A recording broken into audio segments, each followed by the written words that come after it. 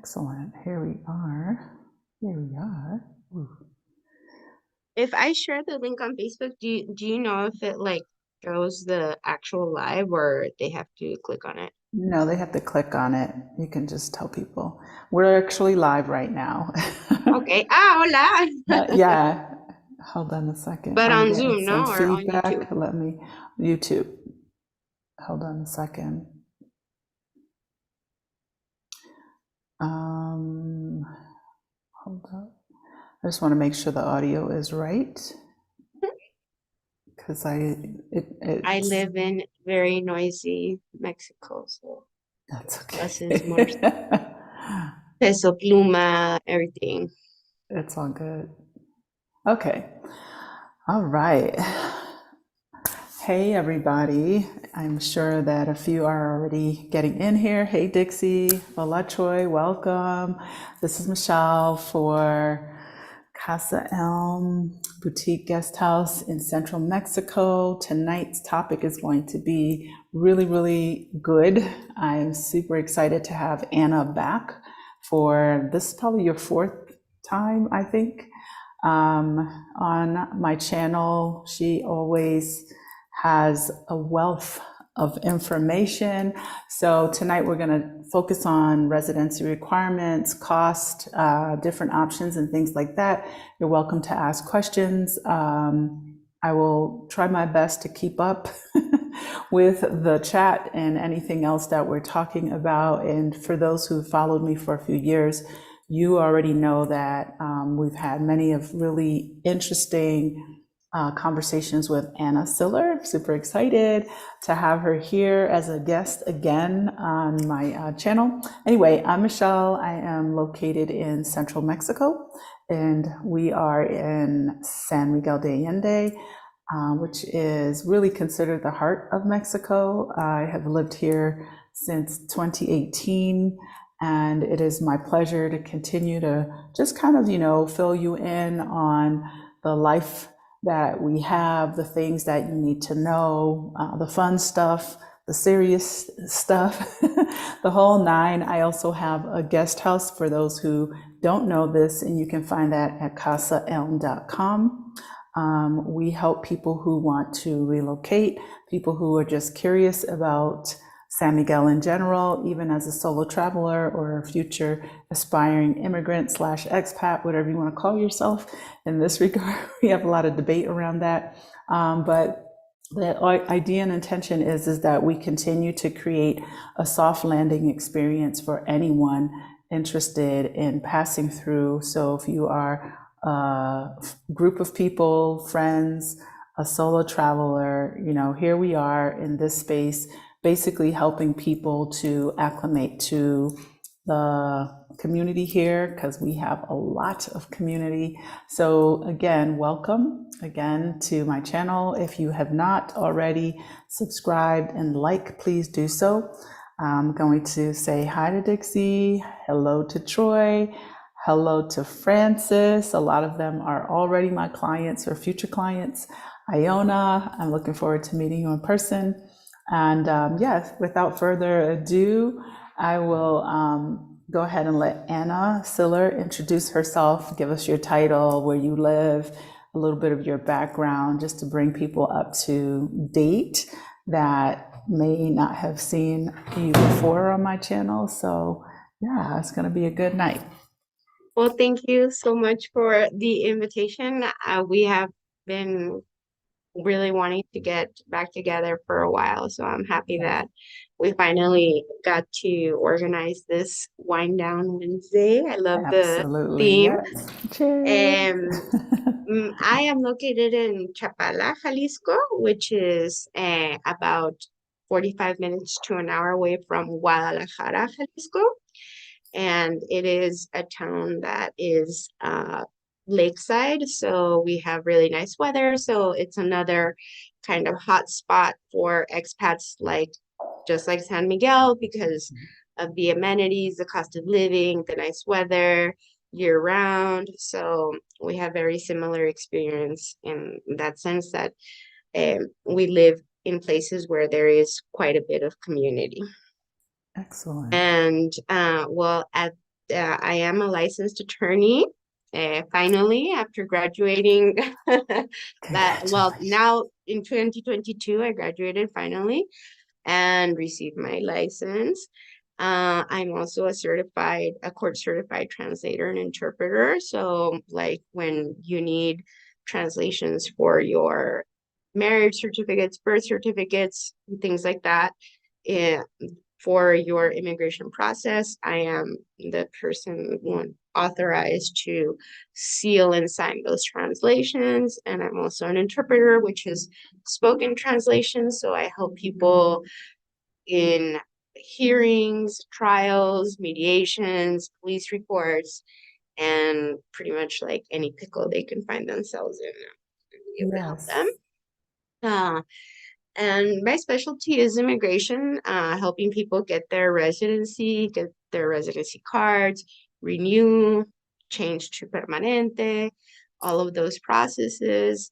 At the moment, kind of what's popular is the regularization program, which is the otherwise known as the amnesty program. So we have actually done like quite a bit of those this year, even though we're only in the beginning of February. Mhm. And we have done more than 10 probably. Mhm. So we can talk a little bit about what are the requirements for that program. Mhm. And I'm also focusing on estate planning for my clients who own homes and helping them kind of plan, make some end of life decisions Mhm. about what is going to happen to their assets and who they want to make those decisions for them. Excellent. Well, I have a few questions for what you Mm-hmm, already mentioned mm-hmm. in regard to Lake But you're Chapala. already sipping on year one, and I'm gonna I burn am pop my sipping. champagne. Go for it. Go for You it. you Just keep going, and I'll just be yes. over here. Uh-huh.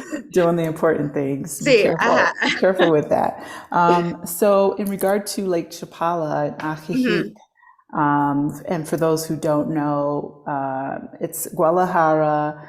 It's in Jalisco as far as the state goes, state of Jalisco. And just to give people kind of like a little bit of a point of reference, Jalisco also houses the city of Puerto Vallarta, even though they're not right next to each other, just to kind of give you a little bit of context. But what I wanted to ask you in regard to Lake Chapala, because it is another, I'm saying mm-hmm. yet, but what does that population look like more or less, just for anyone who may want to know? And like, what does the demographic kind of look like? Maybe the general age, like, do you find it to be pretty diverse in terms of the age Mm-hmm. bracket, or do you see it changing as well? Well, I actually myself personally came to know about Chapala through my Mexican friends in Guadalajara because Mhm. it's a very popular destination to spend the weekend. There's Mhm. hot springs, there's many different, there's hiking, there's little boats on the lake. It is Mexico's largest lake. So, in Okay. some senses, it's like a beach town. And so I found out about this place through my Mexican friends. And then when I got here, I'm being Mexican myself. I grew up in the United States Mhm. and I repatriated when I was 21 years old. So um, when I moved to Lakeside, I was not really aware of the magnitude of the expat community here. Mhm. I had a different, well, not completely different career, but I had a different job. I had a different career path in my life. Mhm. I arrived here to Chapala and being bilingual and having had a lot of experience with translation, people started kind of asking me like, hey, can you help me put my electricity bill in my name? Can you come to the doctor with me? And so I kind of Mhm. started little by little to identify the needs of the people who were foreigners Mhm. here and were needing help from a local guide. And I also did, for a very long time, a relocation tour for Mhm. people who were just coming down and, feeling it out. And like my tour was called Everything the Real Estate Agents Won't Tell You. And it's like in this neighborhood, I there's remember. barking dogs. In this neighborhood, there's trash. In this neighborhood, there's no well. in this Mhm. name, like what are the real issues, if you want noise, if you want this, if you want, what are the implications of being in an HOA in Mexico? What are the implications of being out on the street downtown, so I did that for a long time, but people kept asking me like, hey, do you know a lawyer? Do you know a good lawyer? And I kind of like ran out of people to recommend, to be honest. So I was like, okay, I got to do this myself. And I did Yeah. put myself through law school in these last years, Hmm. and as a single mom and everything, just Good for to you. be able to cover that need that the expats were asking. Hmm. So luckily, once I got started, I was already pretty much like set up, and I Right. already had a really good following and reputation. And people, at some point, I had helped them do something. It from the simplest thing, like when the COVID vaccine came out, I helped people sign up for it. So I signed up like more than 400 people, Wow. and I would send them their forms and I'd give Hmm. them options on what to do. And then later on, we had to get the certificates and the translations for the certificates. So it's always my intention to go from beginning to end with every client, With the like everything that process. they're going to need in between. Yes, I love it. You've always been thorough in the conversations and everything. And I remember, us talking quite a few years ago, and I think our initial topic was like about marijuana hmm and owning a gun. Can you bring a hmm gun into the country? So there were a lot of really interesting legal related things that I know that you were still, studying, getting hmm through to get your license and things like that. So congratulations on coming this far. I know that hmm your business has grown, and I'm very excited for you, being a fellow single mom. It's a lot of work, so I totally get it. And I Yes. And just want now to say, they're like teenagers, and apparently that's crazy. So, yeah, mine's not quite yeah, there yet. Yeah, I'm feeling the effects. Like things are changing, things are progressing. You yes, have evolved as well. thanks. And speaking of the times that we've talked before, I told her and I wanted to give a really special shout out to Roxana Bangura, who Yes, also has her channel, The Bangura Chronicles, and she's on her way here to see me. yay. Um, and she's scouting Guadalajara. Good for Um, her. so we'll see. It's very different than where she is because Guadalajara is, I'm sorry about the noise. It's part That's of the okay. Mexican experience, That's okay? okay. I'm not Uh, bothered. it's Carnival next week for all of you who are Um, not religious Catholics. Uh, so you have to Carnival kind is of coming explain up. that because Mm-hmm, Carnival, for me, coming from the mm-hmm, islands and having an island background, it's a uh-huh. party. But I think this is more of a religious, context. So, Well, it's the time to get all of the sins that you need to mm, commit out before Lent starts. And gotcha. then when Okay. Lent starts on Ash Wednesday, then no more meat, no more bad things. But in the meanwhile, then we're going to go all out. Yeah. And being, it does have that vibe, like obviously not Caribbean, but being a coastal type of city. There Hmm. is a lot of parades, And music music and fireworks festivals, and fireworks, and cannons. here there's some traditions that are specific just to this area that are also very interested that include like costumes and special Hmm. characters. So it's a lot of fun. So what you hear right now is the announcements for the carnival parties. But No worries. yes, Praise I God. wanted to give a shout out to Roxana because she's the one that really kind of introduced me to this community. Hmm. And it's been a wonderful experience to not just, have those relationships with my clients and being able to help them, but all of the richness and the fun that you guys bring to the party. Like, I love it. Thank you. And I'm just so thankful that you have welcomed me in, and I also want to give Absolutely. a shout out to my friend Eric Hendrickson, who is like super fan of Michelle, and he Aw. found me through you, and he's here Nice. now, and he's one of pretty much like the nicest people I've ever met. So Oh, I love has it. been very productive for me for you to give me this opportunity, Michelle. Absolutely. I remember Mhm. talking to Roxana and Rakia in my very first early days of doing my channel, and our interview was so long that we ended up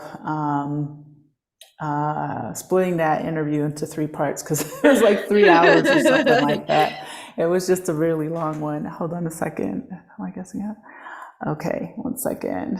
I gotta just tell my, hold on, audience. Tell my kid, I thought my, one sec. Yes, she's coming to Guadalajara to scout, but they are going to spend a day in Chapala because it is nearby. And what I wanted to tell you about Guadalajara is that it is a huge city. It's one of the top three cities in Mexico, which would be Mexico City, Monterrey, and Guadalajara. Mhm, Um, I believe they're up to 8 million residents at this time. mhm, If it's not somewhere between 7 and 8 million, mhm. depending on what you consider like the metropolitan area, because it has spread so much. So Guadalajara is like a monster of a city. It's a cosmopolitan city. When I originally moved there, it was like, from Guadalajara, you can head 2 hours anyway, and you're like in the forest, in the beach, Mhm. in the lagoon, in the lake, or, it's this kind of city where it's like 10 p.m. and everybody's barely getting to dinner and everybody's dressed up and like Nice. amazing malls and just a completely different view of what people may think Mexico is. Like they will go to some places in Guadalajara and be like, okay, they ate us up. Like they are so fancy and modern, and Yeah. that's Guadalajara. So one of the things I like about Lake Chapala is that you have like the low key town life, but if you Mhm, need some socialization or you want to mhm. go to a world class event, there's Guadalajara. Yeah, I kind of feel the same. I mean, San Miguel is very world class and very Hmm. sophisticated, but it's Hmm. still a small city. And one of the things that I also like is where we are located because we're about an hour or so away from Querétaro, and then, of course, a few hours from Mexico City. So, Mexico itself as a whole, people may not know this, is there are so many large cities in, just keep it, that are located in the country in general, Right. but I think people don't always realize like the Yeah. vastness of all the places, all the states, and all the different things that you can get into.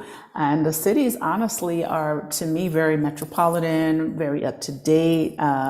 Very progressive, Hmm. the offerings that are available. So I think it's just one of those things where we have to keep, shedding the layers Yeah. of confusion and stereotypes and things that people may not know, and just kind of keep Yeah. putting that out there. What Or I I wanted have to seen say, go I, ahead. I have just heard some people, when I tell them like, you're retired, you got nothing to do, you got a car, you got all the time in the world, like set out for the road. It's amazing Yeah, out there because they ask me like, where would you go? And I'm like, dude, I would go to Chiapas, I'd go to Oaxaca, I'd go to Yucatan, everywhere. and they're like, oh, I'm scared to go because I don't speak Spanish and la la la. And it's like I feel like, why limit your life like when there's so much out there, like especially Mexico, the diversity, the biodiversity, Hmm. there's jungle, there's forest, there's this, but we also have pyramids. Our history is So pre-Hispanic much. history is extremely rich. Hmm. There, you will never finish getting to know the wonders that are in Mexico, and there are things that they simply do not have in other places in the world, like the Mayan True. aquifer, the Hmm. pyramids. We have the only castle in Latin America. It's in Mexico City. So it's like Hmm. you're gonna get to see a lot of things that they're only here, Yes. that So do only your we have. right, exactly. Do your homework, do your research, and Uh-huh. don't be afraid. I mean, there are even Right. coffee plantations here. You can do coffee tours. Like, there's so much. I just have to say Hmm. that it's an amazing country. I rave about it every week. And I'm not just saying that because if I didn't like it here, I wouldn't be here. I'd probably just, move around. Yeah. But I want to get to our topic because we Sure. could go on and on about Hmm. Mexico. But I wanted to find out, like, as far as the population of expats, like, do you know generally, approximately how many Well, it is or expanding a lot. range? So we have the main areas where are Chapala and Ajijic, but Hmm. it is expanding to the west, to the east, and to the south, which would be across the lake. So Hmm. we are somewhere between 25 to 45,000 expats Wow. in So there. I Hmm. wanted to bring that up because in San Hmm. Miguel, the last number I heard of, and I'm sure it's increased, was pretty much around 10 to 12. Hmm. So I just wanted to kind of like confirm what I've heard over the years is that Lake Hmm. Chapala is probably one of the higher, Most. Uh-huh. most concentration or concentrated places with Hmm. expats. And this is, mostly people from Canada and the United Yeah, States, but and that's other why it's a places little as bit well. hard to count because maybe some of them are only here through a certain Snowbirding. season Hmm. and they're not going to be here during the census or who's ever doing the study. And also it's Right. like, well, where do you consider the area to start and end? Because like I said, True. it's encroached pretty much like around the whole thing now, where it only used to be the three little towns kind of together. It's Hmm. spread out quite a lot. There's a lot of vertical growth. So a lot of things have changed. And for me particularly, I think that uh, we all have a responsibility to think about the sustainability of the places where we're going to live. Absolutely. So I do think that it is recommendable that people who are considering moving here and buying a house and all that, it's beautiful. We got beautiful weather, beautiful people. That's all great.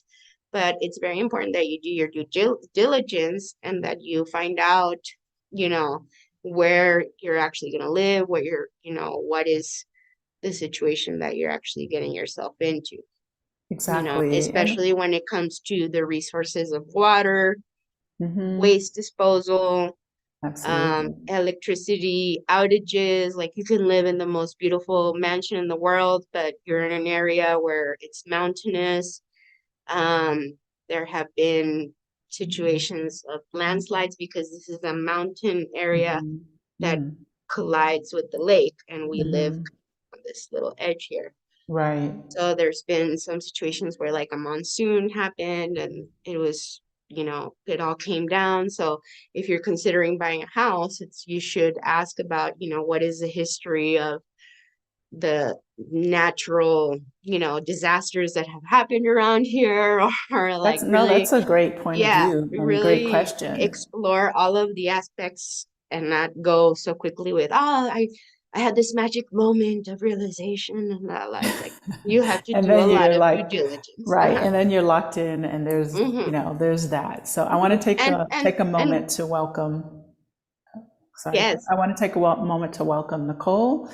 Thank you for being here. She's like, I'll sip on her Mexican beer. Okay. Rebecca, no, hi, this is my welcome. German champagne.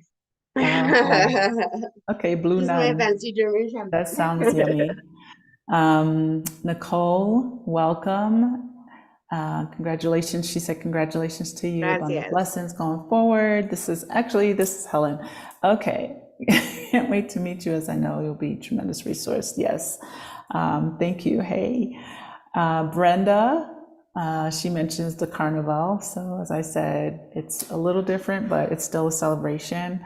Welcome, Gwendolyn. This is her first time to the channel. I hope you hit subscribe and like. Everyone, don't forget to hit the like button and subscribe if you haven't.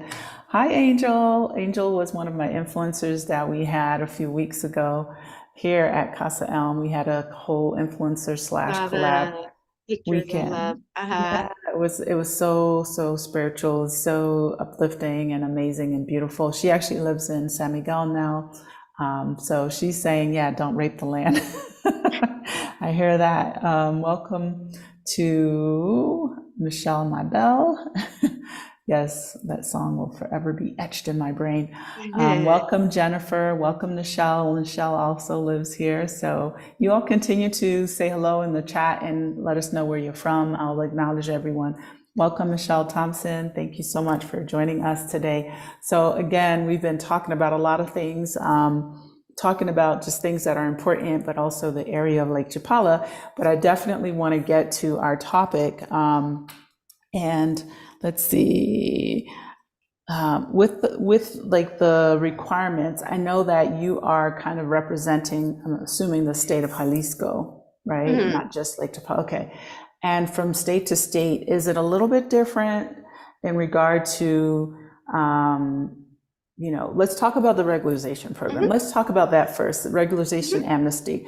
Give us a good like explanation of what that means here in Mexico and kind of why it came about. Because the last time we had a conversation with you, and I don't remember her name off Yeah. the top, Mhm. Tia, I was going to call her Mhm. Tina. Mhm. I remember it was kind of like, oh, we don't really want to talk about that. And now everyone's talking about it. And I know a Mhm. lot of folks who've utilized it. So let's talk Mhm. about that. And welcome, Denise. Okay.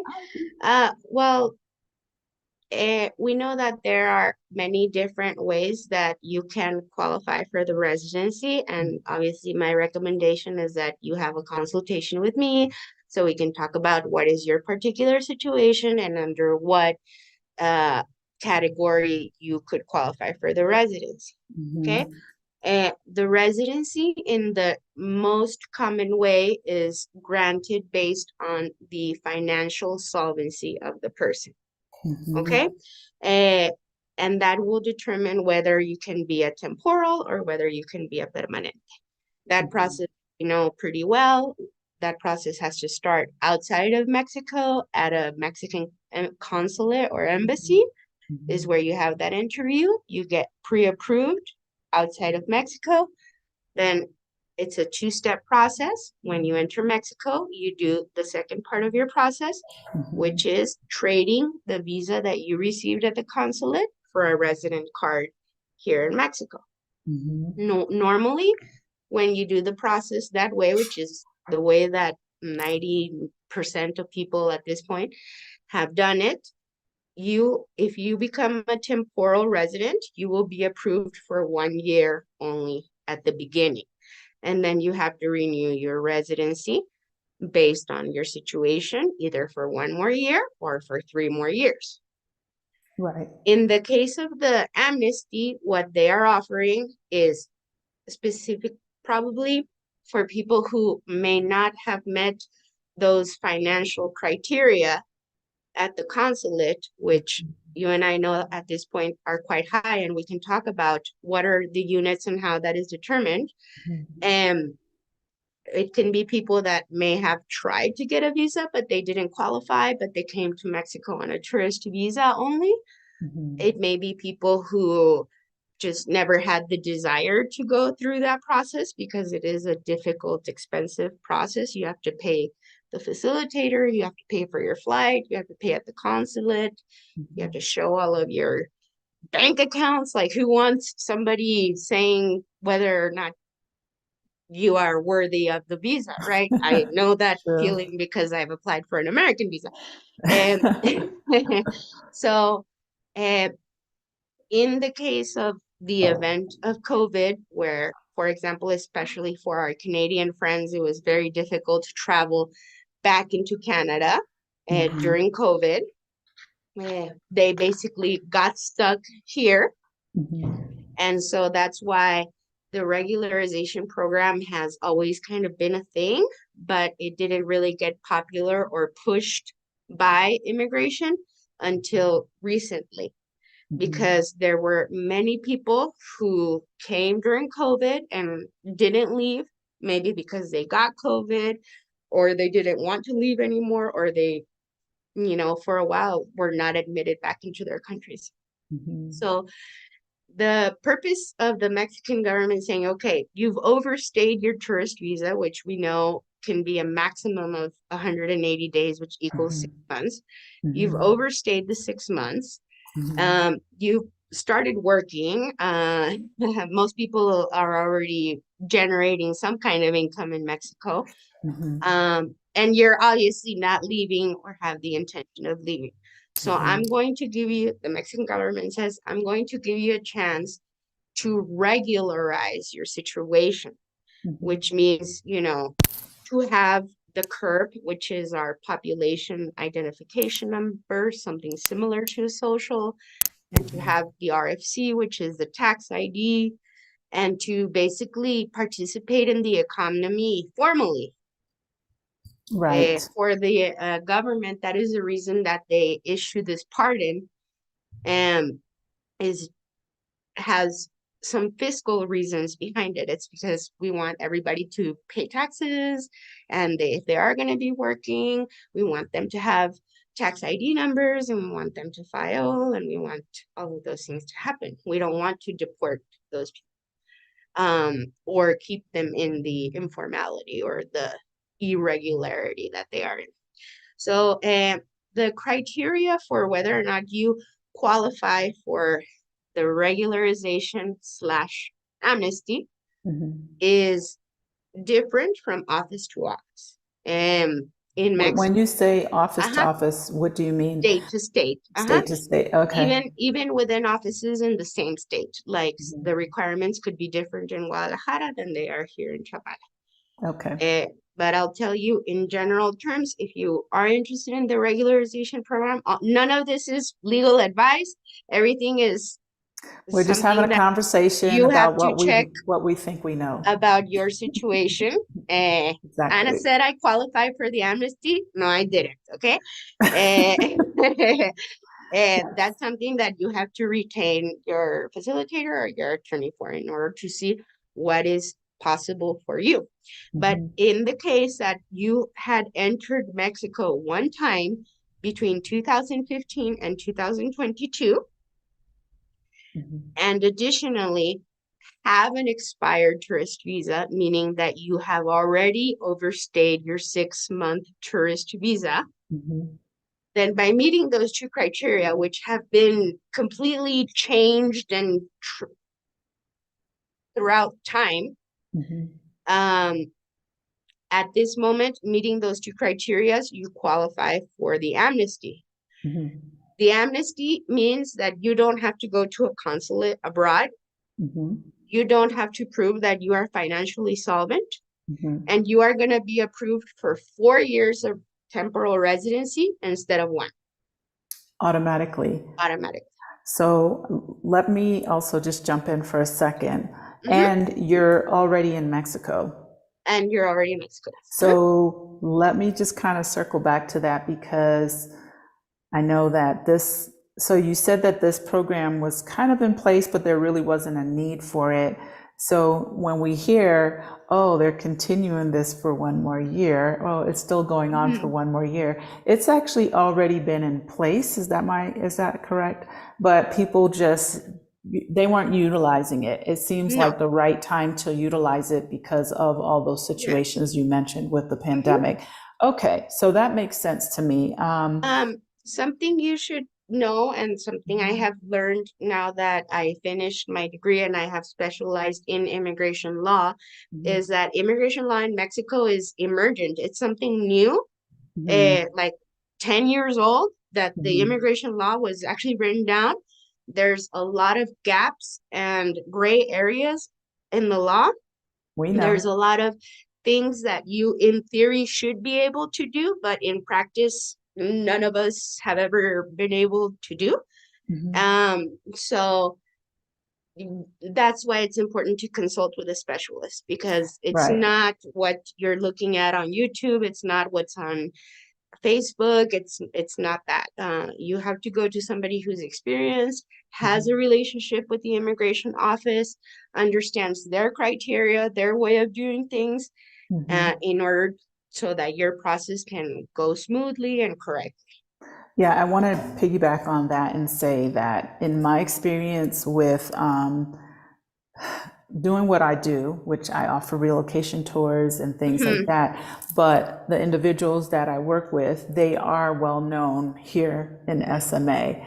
And you know, that does make a difference. I went a few weeks ago, I personally chose for my Permanente process to go to Mexico City because I knew that this gentleman was only that. that was his job. He was an Mm-hmm. immigration attorney. He Mm-hmm. had his, you know, people that he worked with in the Mexican immigration office, Right. and like snapped my fingers, or he snapped his fingers, and I was in and out of there in an Right. hour. So Mm-hmm. the point is what she's saying is to work with someone in the area of your Locally. choice, Uh-huh. locally. Make sure they know what they're talking about, because yes, it does help, and it's worth paying for this service, especially if you have a special or different circumstances. I have questions that I'll get to in a moment, that, you know, people are kind of like, their stuff might not be just straightforward.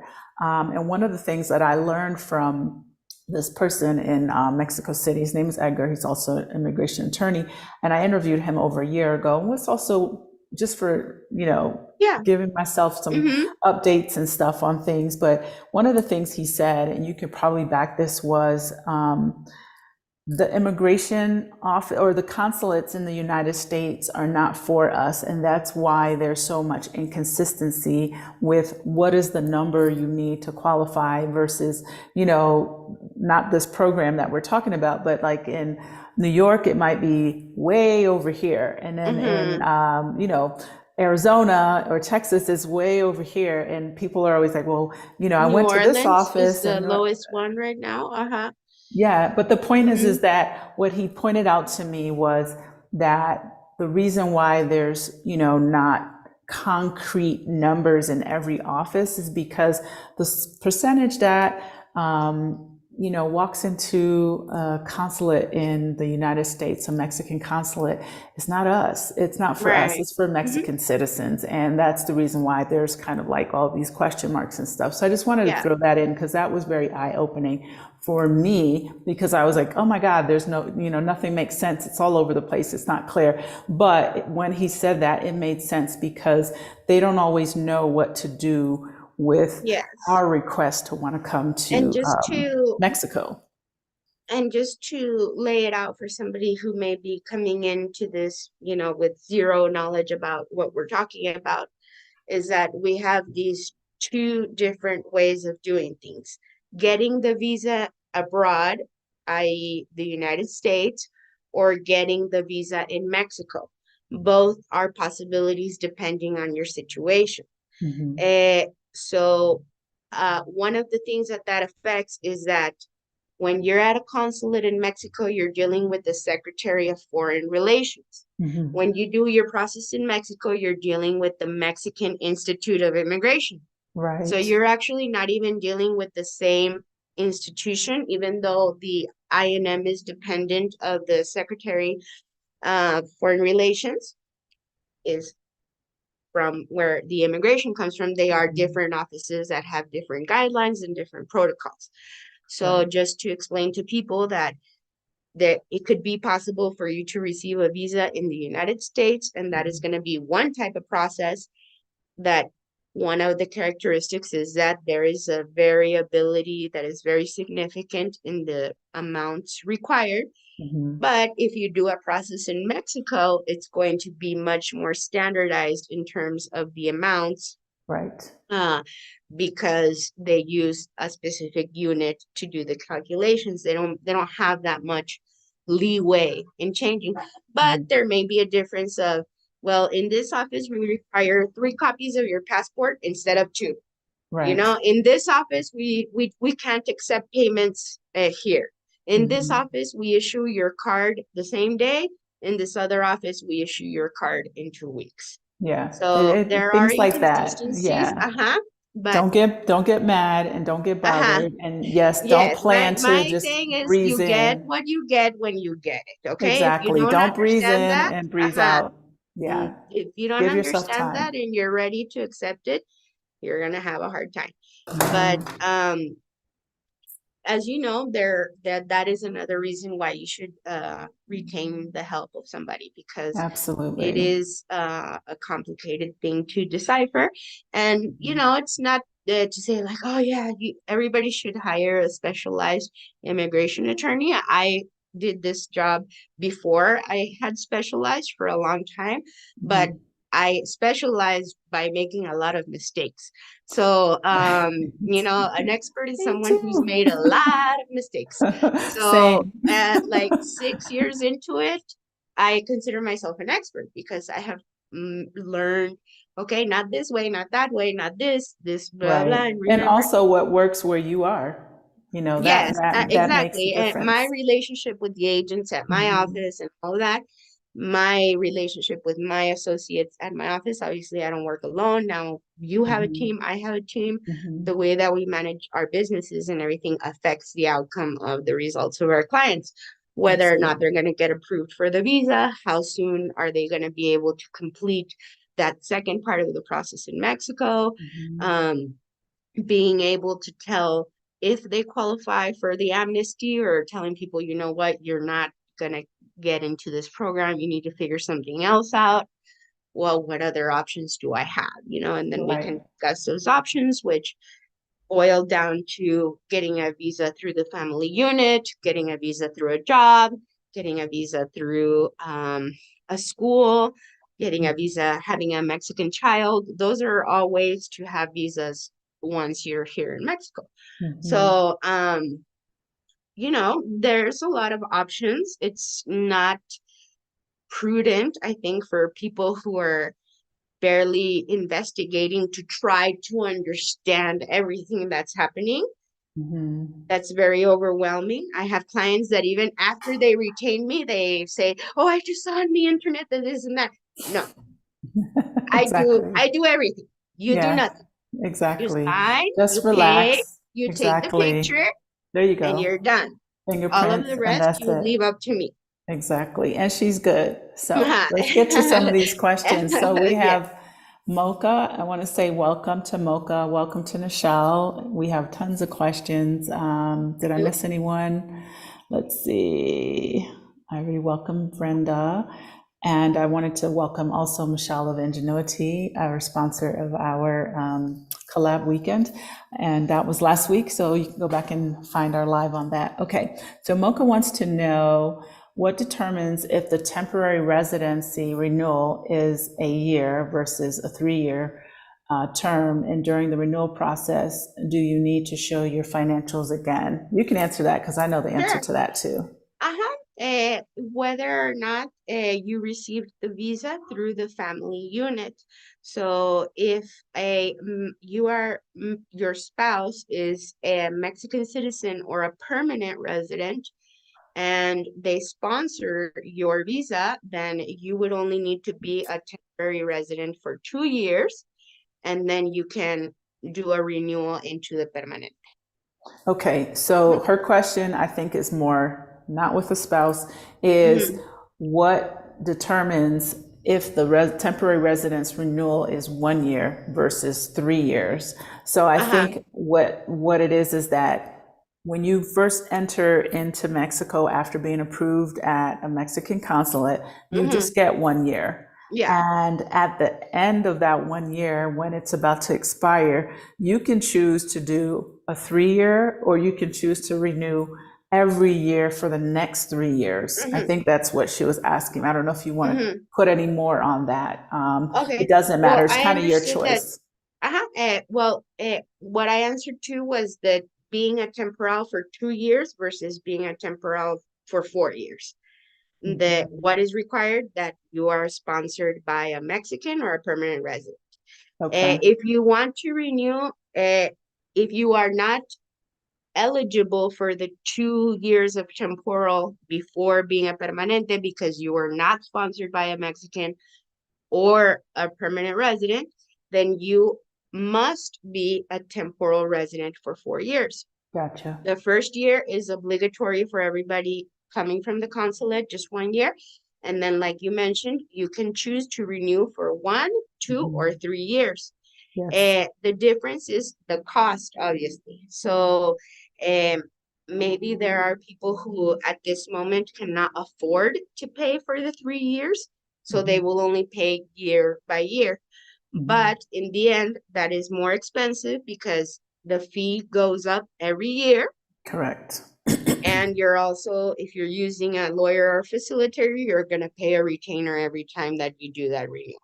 Exactly. And I So my wanted to, advice is always to do the 3-year renewal. exactly. And I wanted to say, no, you don't have to show your financials again. Mhm. Right? That's correct. There are some Is that offices correct? where apparently they have asked people to show financials again. So we need to know And what what office that is so we know not to go there. I know, I can't remember right now, but it was something I saw on Facebook in one of the groups. Somebody saying that in a certain office they were requiring financials.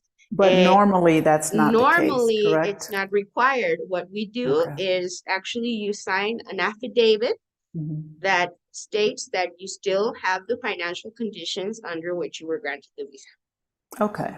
So you Okay. don't show your financials, but you make a legal declaration Mhm. to the institute that you still got that money. Mhm. Okay.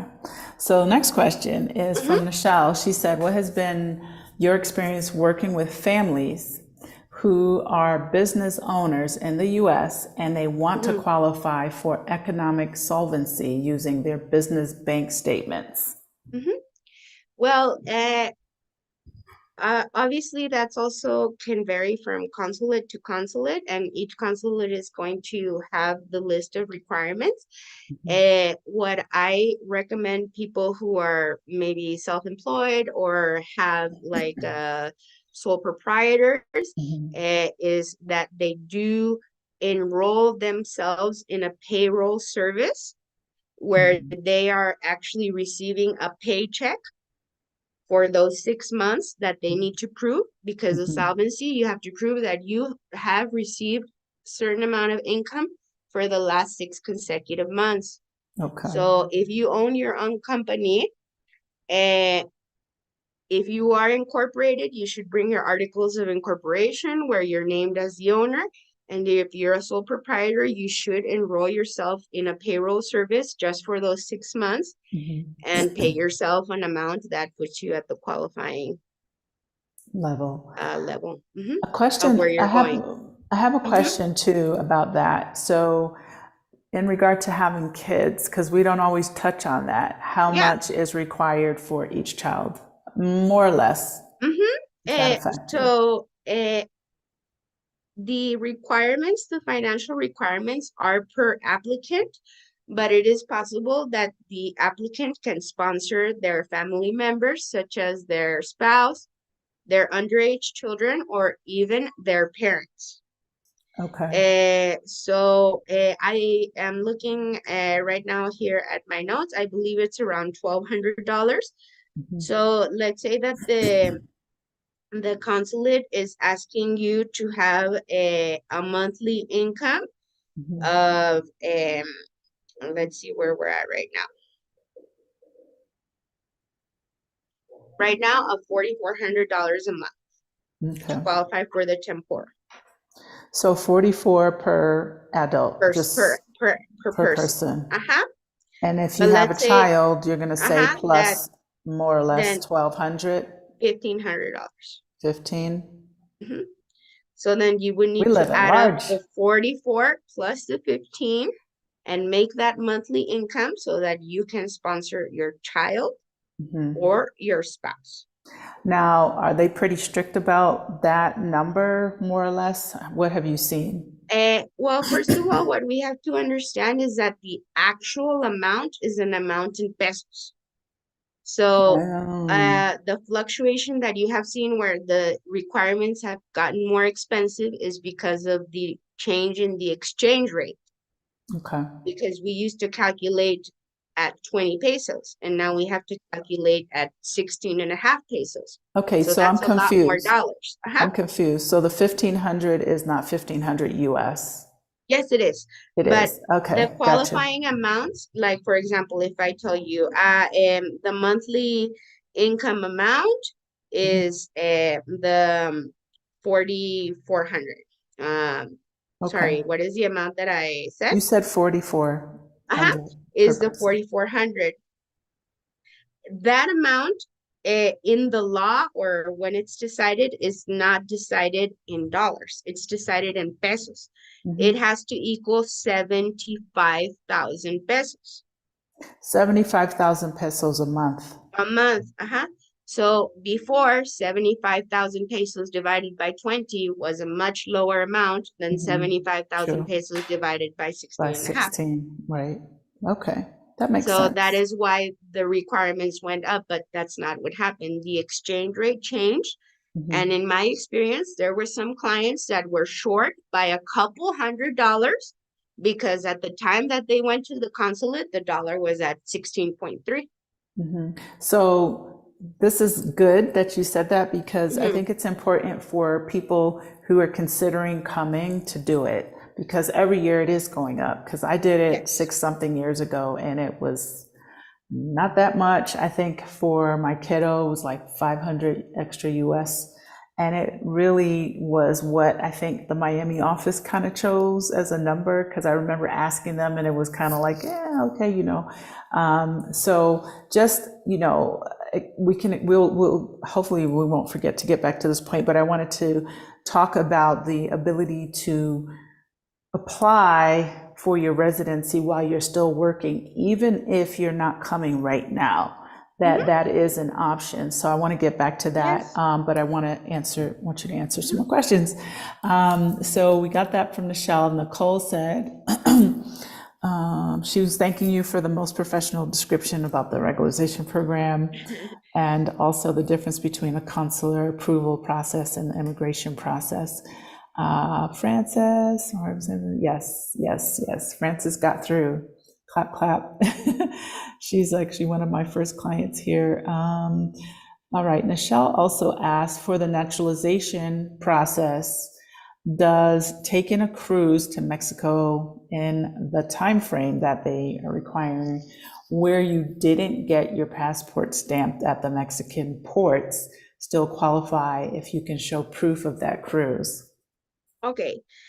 Well, just to tie up the situation with the children and the difference between getting a visa at the consulate and in Mexico is that there is that possibility that, let's say that Michelle wants to come to Mexico with her son, but she's only got the $4,400. She doesn't have the 1,500 to sponsor her child, but she needs to bring him with her.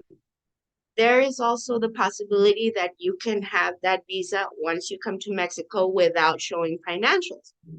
That's also a family unit visa. So if you only have money to qualify for yourself and you don't have enough money to sponsor your spouse or your child, your underage child, or your parent, you can just get the visa yourself. And when you come to Mexico, we request a unification with your son and we convert his tourist visa to a resident visa Okay, based on your human right to be unified with your family.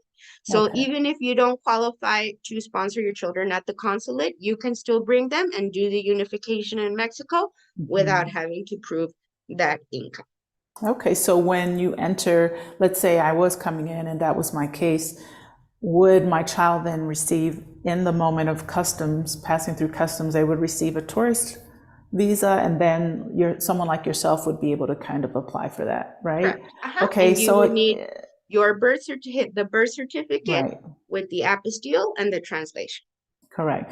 And I Mhm. want you to explain the apostille because that doesn't apply to everyone, but it does apply to anyone married, and it applies to you having a child and or being a parent, And a single parent. It's important, right. and I'm only going to Mhm. say this because I went with regular, I'll say regular birth certificates.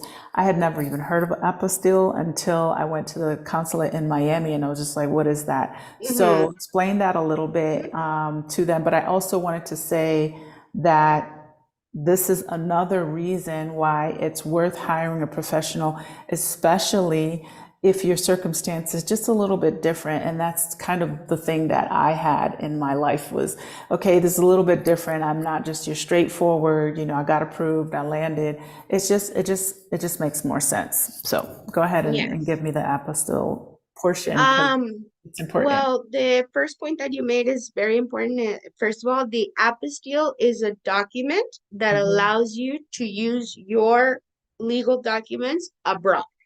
Correct. Okay? It does not, there's a big misconception. The apostille certifies that it's a real certificate. Right. That is not what the apostille does. The apostille only certifies that the judge or the registrar or the clerk that signed your certificate was actually the judge, registrar, clerk, secretary at that time. That's Mhm. what the apostille does. And I In order to also, get go ahead. No, go ahead. in order to get an apostille first, you have to know where is your certificate from. So Mhm. if you're using a birth certificate from Texas, then we're going to get help from the Secretary of State in Texas. If Mhm. your certificate is from California, then we have to get help from the Secretary of State in California. Okay. Okay. And all we have to do is Google Secretary of State, California, apostilles. Most of the states in the United States, you mail in your certificate, they attach the apostille, Mhm. you send a self-addressed envelope with a $7 check, and they mail the certificate back to Okay. you. Not always Something, $7, but well, 7.15, it's a very modicum amount. And there are places where it's also very easy to walk in and get an apostille in just a few minutes.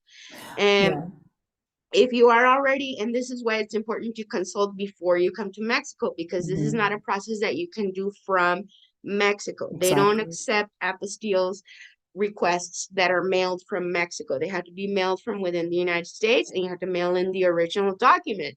Mhm. So I always advise my clients to bring their marriage certificates and the birth certificates apostilled for many reasons. It could be because you have to make a medical decision for your family and you need to prove Mhm. that you're related. Mhm. A real estate transaction, maybe you die and your children need to inherit your assets. You're Mhm. gonna need those papers. So Absolutely. And I and always advise also, people to take care of it before.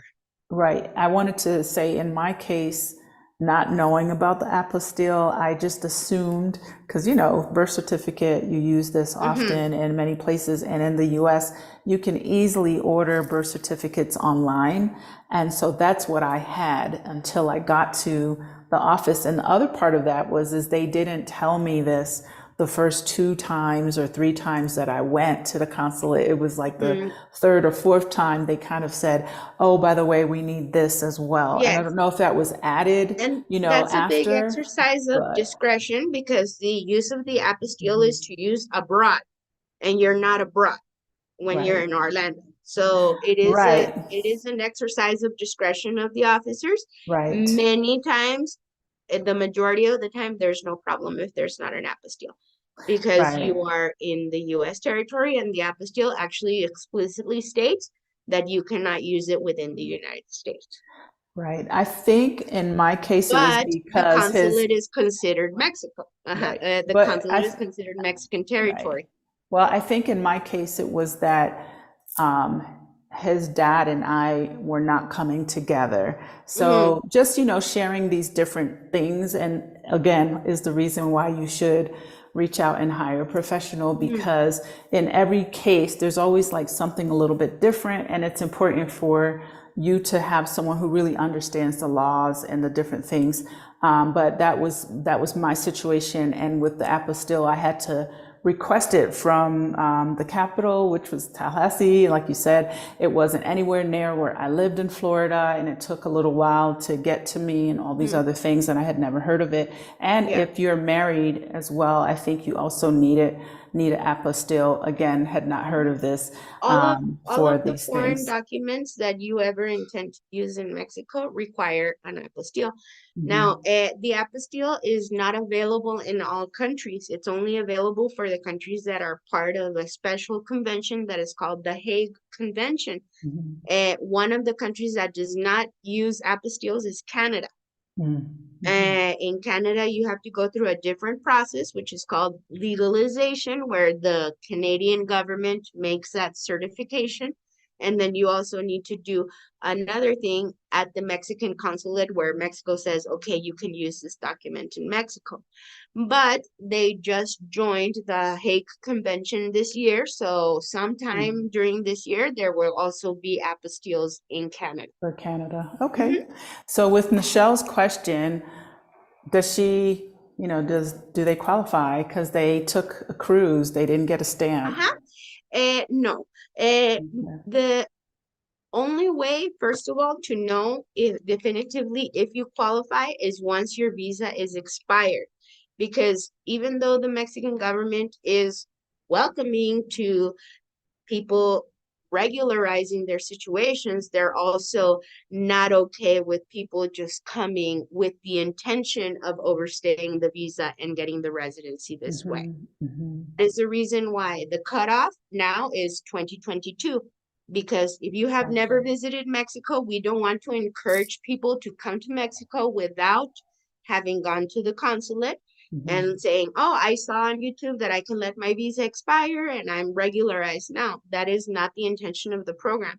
In fact, during the amnesty appointment, at least here in my office that I work, have to take my clients to, that we have an interview that is also a sworn statement where they ask you what is the reason that you let your visa expire, and saying because I wanted to qualify for the regularization is not an acceptable answer.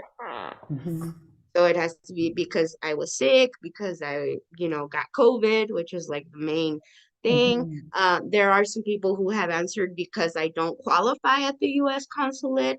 Does that work? And the agent will, Sometimes. type that down. But it's not encouraged or intended for people to see the regularization or the amnesty as their first option for obtaining residence. Okay. So I have a Even question. though it's the easiest and fastest and coolest option. Okay, but I have a So question about that, like with the regularization. You know, I came the traditional way, right? I went to the consulate in the Miami several solvency. times, the solvency, et cetera, financials, blah, blah, blah. My question is, and this is because I had a conversation with this other person, other attorney in Mexico, like, are the requirements the same in terms of the person's background? Do they do a check?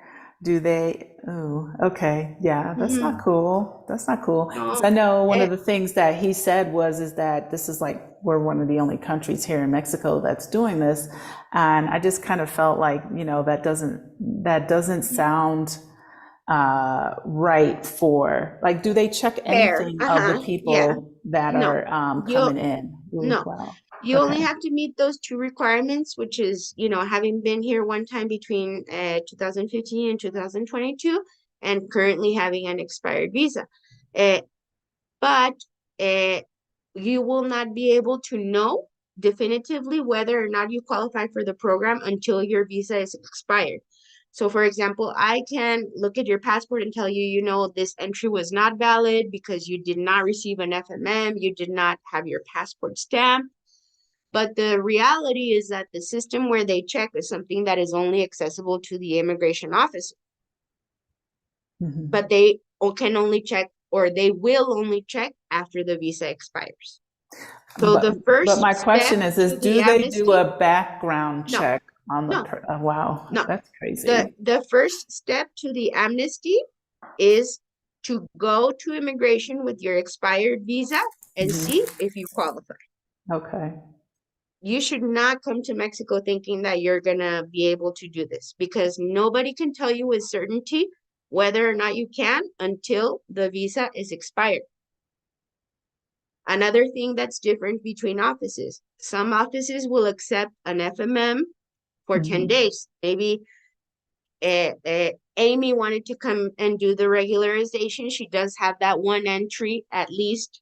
She has maybe 4 or 5 entries from 2015 to 2022. She's going to come and do the regularization. And, she doesn't want to wait 6 months. So she'll tell the agent at the airport to please give her an FMM for 10 days. So Okay. that she can have an expired visa in 10 days and go apply for the program. In Chapala, they don't accept that. Okay. If you have a 10-day or less than 180-day FMM, you cannot qualify for the program. Okay. So that's another misconception, because I've seen it in the groups of people saying, I did this, I asked the agent to give me 10 days, the visa expired, and I got my document, and they post a picture of the document. But you should know that that is one of the things that varies greatly from office to office. And the Okay. majority of the offices are not Oh, accepting FMMs that are less than 6 months, because they caught on that people were asking for less days on the visa, so the visa could expire and they could apply for the program right away, okay. which is very smart and very clever. But It's not that unfortunately, smart. they Like already it's caught us, just, so now everybody has yeah. to wait 6 months. Thank you. Yeah, when I say smart and clever, it just kind of, I Uh-huh. feel like the information is just like changing, like you said, ever changing Mhm. in Mexico, that it's hard to disseminate it so it's consistent throughout Yes, all of the different absolutely. offices. And I Yeah. think that that's the challenge. And even, a few years ago when they were cracking down on people living here on tourist visas for decades and years, I Hmm. think that partly Mexico's fault for kind of allowing or having like this, Hmm. lax kind of approach to things. And Yeah. oh, well, because people still say this now, oh, when I leave, I'll just pay the fine at the Right. airport and then I'll come back and I'll do my, people doing visa runs as opposed to Hmm. allowing either the amnesty thing or enforcing, hey, if you're living here, we see that you've lived here, 360 days out of 365 days of the year, like you need to, like, either become a resident or blah, blah, blah. So I Yes. think they're finally kind of pulling all those different Hmm. pieces of the puzzle together. And the main factor for that change was the implementation of the computer system. Is Correct. that 5 years ago, they didn't have an electronic way to track who was Hmm. doing the visa runs. Right. Now, even if you have a new passport and a new passport number, all of your history is tied together, and the Hmm. agent can very easily see what entries you have. And like I said, at the end of the day, only those entries are the ones that are going to count towards the qualifying or not. Let's say, for example, that before I had a client who had the stamp in the passport, and I said, yeah, sure, you qualify. Let's do this. I'm gonna go make your appointment. I Hmm. go and I say, they tell me, we see the stamp, but it's not in the computer. Hmm. The agent didn't register her on the computer when she entered. Therefore, she doesn't qualify.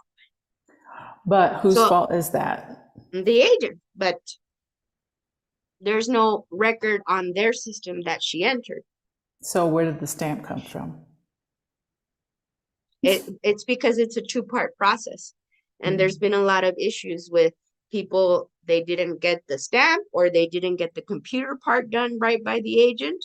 And that can cause a lot of problems, especially during the canjes. So what's your advice for people coming in that don't, I mean, if an agent That, doesn't stamp my passport, doesn't do the two steps, like that's their mm-hmm, job, not mine. I wouldn't mm-hmm, know to say, hey, you right, didn't do ABC unless I mm-hmm, had a conversation with you. Like what things right. do people need to say? Oh, In you the, need to look for mm-hmm, ABC. in the case of the canje, which means when you've been pre-approved at the U.S. consulate and you're coming to finish the process in Mexico, you do have to do something very specific at the airport in order to get registered on the computer and on your passport. So I do explain explicitly to the client where the stamp needs to be, what the stamp needs to say, and what the agent needs to do. And a lot of times people say, well, how will I know what the agent is doing on the computer? And I always say, if you're the slightest bit concerned that the agent doesn't understand what you're asking, ask for a supervisor. Mm-hmm. And one time I had two clients that came in on the same day. One client's process got messed up and they had to fly out and fly back in so that they could get registered. And the other one, who was a woman, asked for a supervisor and got her canje stamped correctly. Okay. Okay. So if the agent makes a Again, hire mistake, professional. if the agent, no, and stand, be confident, stand up for yourself, learn Spanish.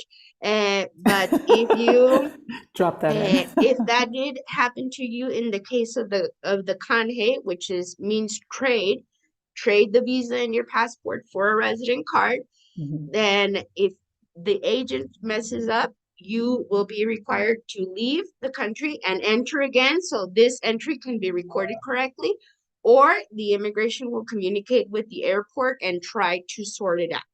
Okay. And that And may that can be delay your complicated. process, which is why Mhm. sometimes people say, well, I'm going to go to Mexico for 5 days to finish my card. Girl, you don't know what's going to happen if they messed up your form. It's not going to be 5 days. It's going to be 5 days from here until they verify that you entered Mexico. Correct, right. And I think that's what Angel was saying in the chat. And she was telling me she actually went through a digital filter of some sort. I think they just pushed her Oh in the yeah. wrong thing. So she ended up We need to having, talk about that. Uh-huh. yeah, we Mm-hmm. will. I want to Mm-hmm. make sure I'm answering questions. And anyway, so that's why she's kind of like talking about using Edgar. I referred her to him in Mexico City because she came through, I think, Mexico City, and it was just all messed up. And it was like time for her to renew. And, you know, they had her, I think, as a tourist, but she was actually a resident. And there's Yeah. like all these things. And this is what I wanted to like kind of emphasize in Mexico. So these are the things that can be challenging about living here. One, if you don't speak Spanish well, you don't understand the process, that you kind of have to be ready to put that shield on and not quit, Hmm. because there are so many interpretations of the law by people in customs and Hmm. the immigration office and whatever. And it's like, it's just not always clear. So it can get a little overwhelming and Yeah. frustrating. And again, I'm going to say this throughout the whole time, is the reason why sometimes it's just worth it, you know, to not, oh, okay, you know, I'm going to do this myself because it's only going to cost me $400 as opposed to 1,000. I You might want charge to two just hundred pay. dollars. I charge two Yeah. hundred dollars right now. So Well, it's like I yeah. don't think that my fee is outrageous No, for your the fee trouble is that I'm not. saving. No, you're Aha. not. You're not Mm-hmm. outrageous. I'm talking about other Right. people's fees. Okay. Mm-hmm. Right. Right. But sometimes it's worth paying those extra hundreds of dollars, or your 200 or whatever it is, to get the Mm-hmm. help so it's done correctly and you Yeah. can get untangled. And yeah, so I want to get to the next question. Francis, yes, she was in New York City, so it took a bit for her to, That would be probably one of the hardest consulates, New York yeah. and Washington, Mhm. DC, and the uh, California ones as well, like San Jose, Mhm. Sacramento, and Santa Ana.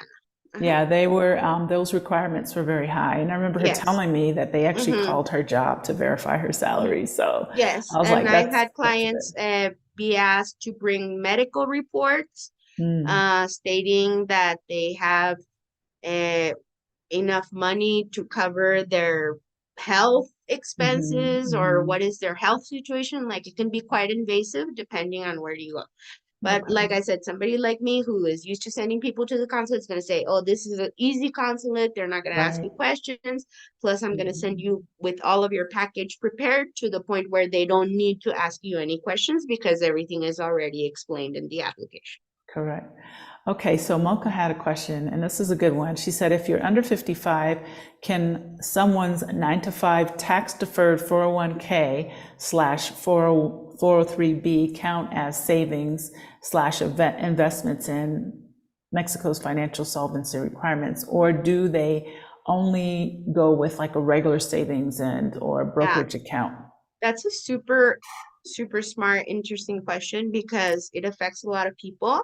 Mhm, And what's important about the 401k or the IRA or any type of retirement account is, first of all, that you are able to dispose of the money.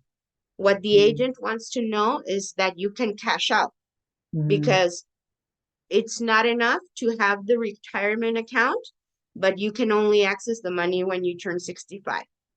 That doesn't mhm. make you solvent. Okay. So there has to be something, whether in the statement where it says cash out value today, and Mhm. then the agent can say, oh, okay, you can dispose of the money that you need to Gotcha. qualify today, Uh-huh. or a letter from the institution saying this type of account works this way, and Ms. Mhm. Wedderburn is able to access the totality of her funds Mhm. at any point in time. Right. But if it's a retirement account that you can't touch until you retire and you're 55 and you're still working, then they are not going to accept that paperwork. Okay. All right, that's clear to me. Mhm. Let's see, determine, got it. We determined select what temporary renewal. Okay, she got that. Hi, Karen. Welcome. I'm sorry if I missed anyone. Welcome to everyone. Thank you for being here. Denise, hi. Her question is I was approved at the consulate in the US and then she lost her passport with the Mexican picture in visa. Do I Wow. have to restart the process? Yes? I don't know. I've never had that happen to anybody, but I would imagine that you do need to schedule another appointment at the consulate. Okay. And And I don't okay. know what would happen in terms of if they would apply the requirements from last year when you qualified or this year when you lost the visa. That's an interesting question. I really don't know the answer. She's actually a guest that's here right Uh-huh. now. She told me about this and I was like, ooh, Hmm. ooh, let Anna answer. But Okay. what I would probably do if that was my client is I would take her passport to immigration Mm, and ask if I'm on that one entry.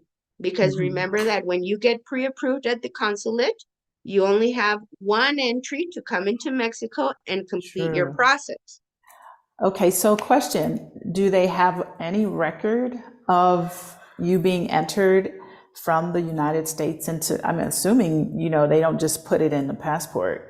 They have record in the system Yes. that says, okay, Now the computer system has a record of all of your passports. So even if you switched or you lost a passport, it's still going gotcha. to display all of the Yeah, history you from did say previous that. passports.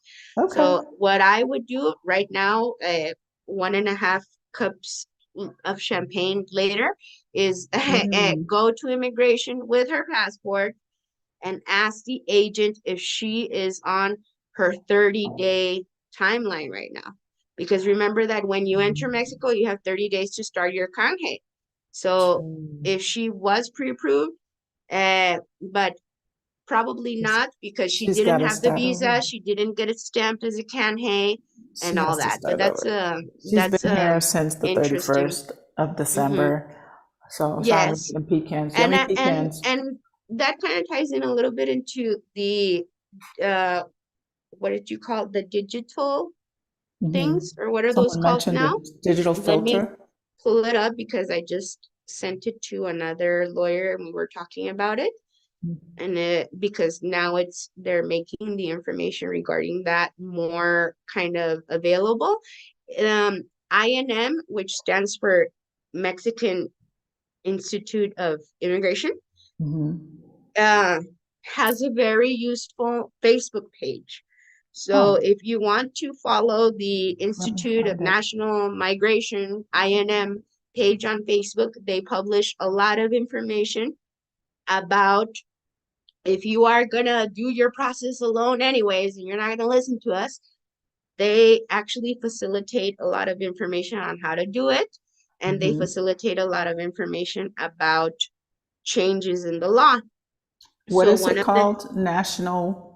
Instituto Uh-huh. Nacional Hold on a Migración. second.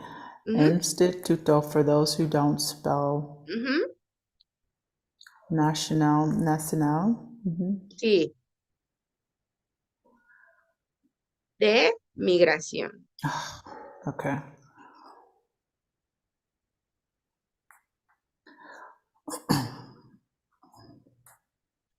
Okay, hopefully this is it. Actually, Policy. I'm gonna put it in the chat so people can see that. I see it.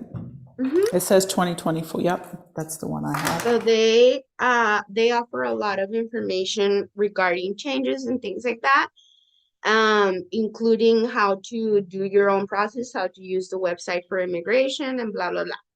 Okay. But one of the things that they posted on and that I was like, okay, now we're getting information, official information, is about those filters that are called FMAs. Okay. Uh, and that currently those filters are only installed in some airports. Hmm. Let me open the But for sure in Mexico City, I think that's where one that of them, happens. and Mhm. they're called automated migratory filters. That's what FMA stands for. Okay. Okay. Filtros. So they are currently available in Mexico City, Cancun, and Quintana Roo. But we want to avoid that as non-Mexicans. We can talk.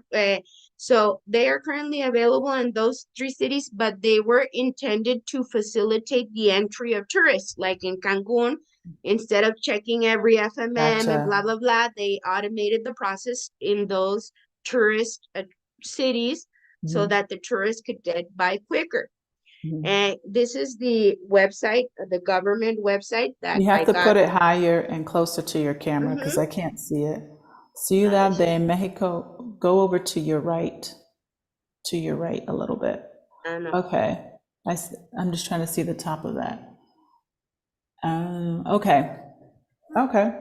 So here in this government website, it tells us, first of all, that the requirement to use a filter as a tourist is that you have a digital passport. You need to have the new kind of passport that has the chip in it, and it has the pictures of that type of passport.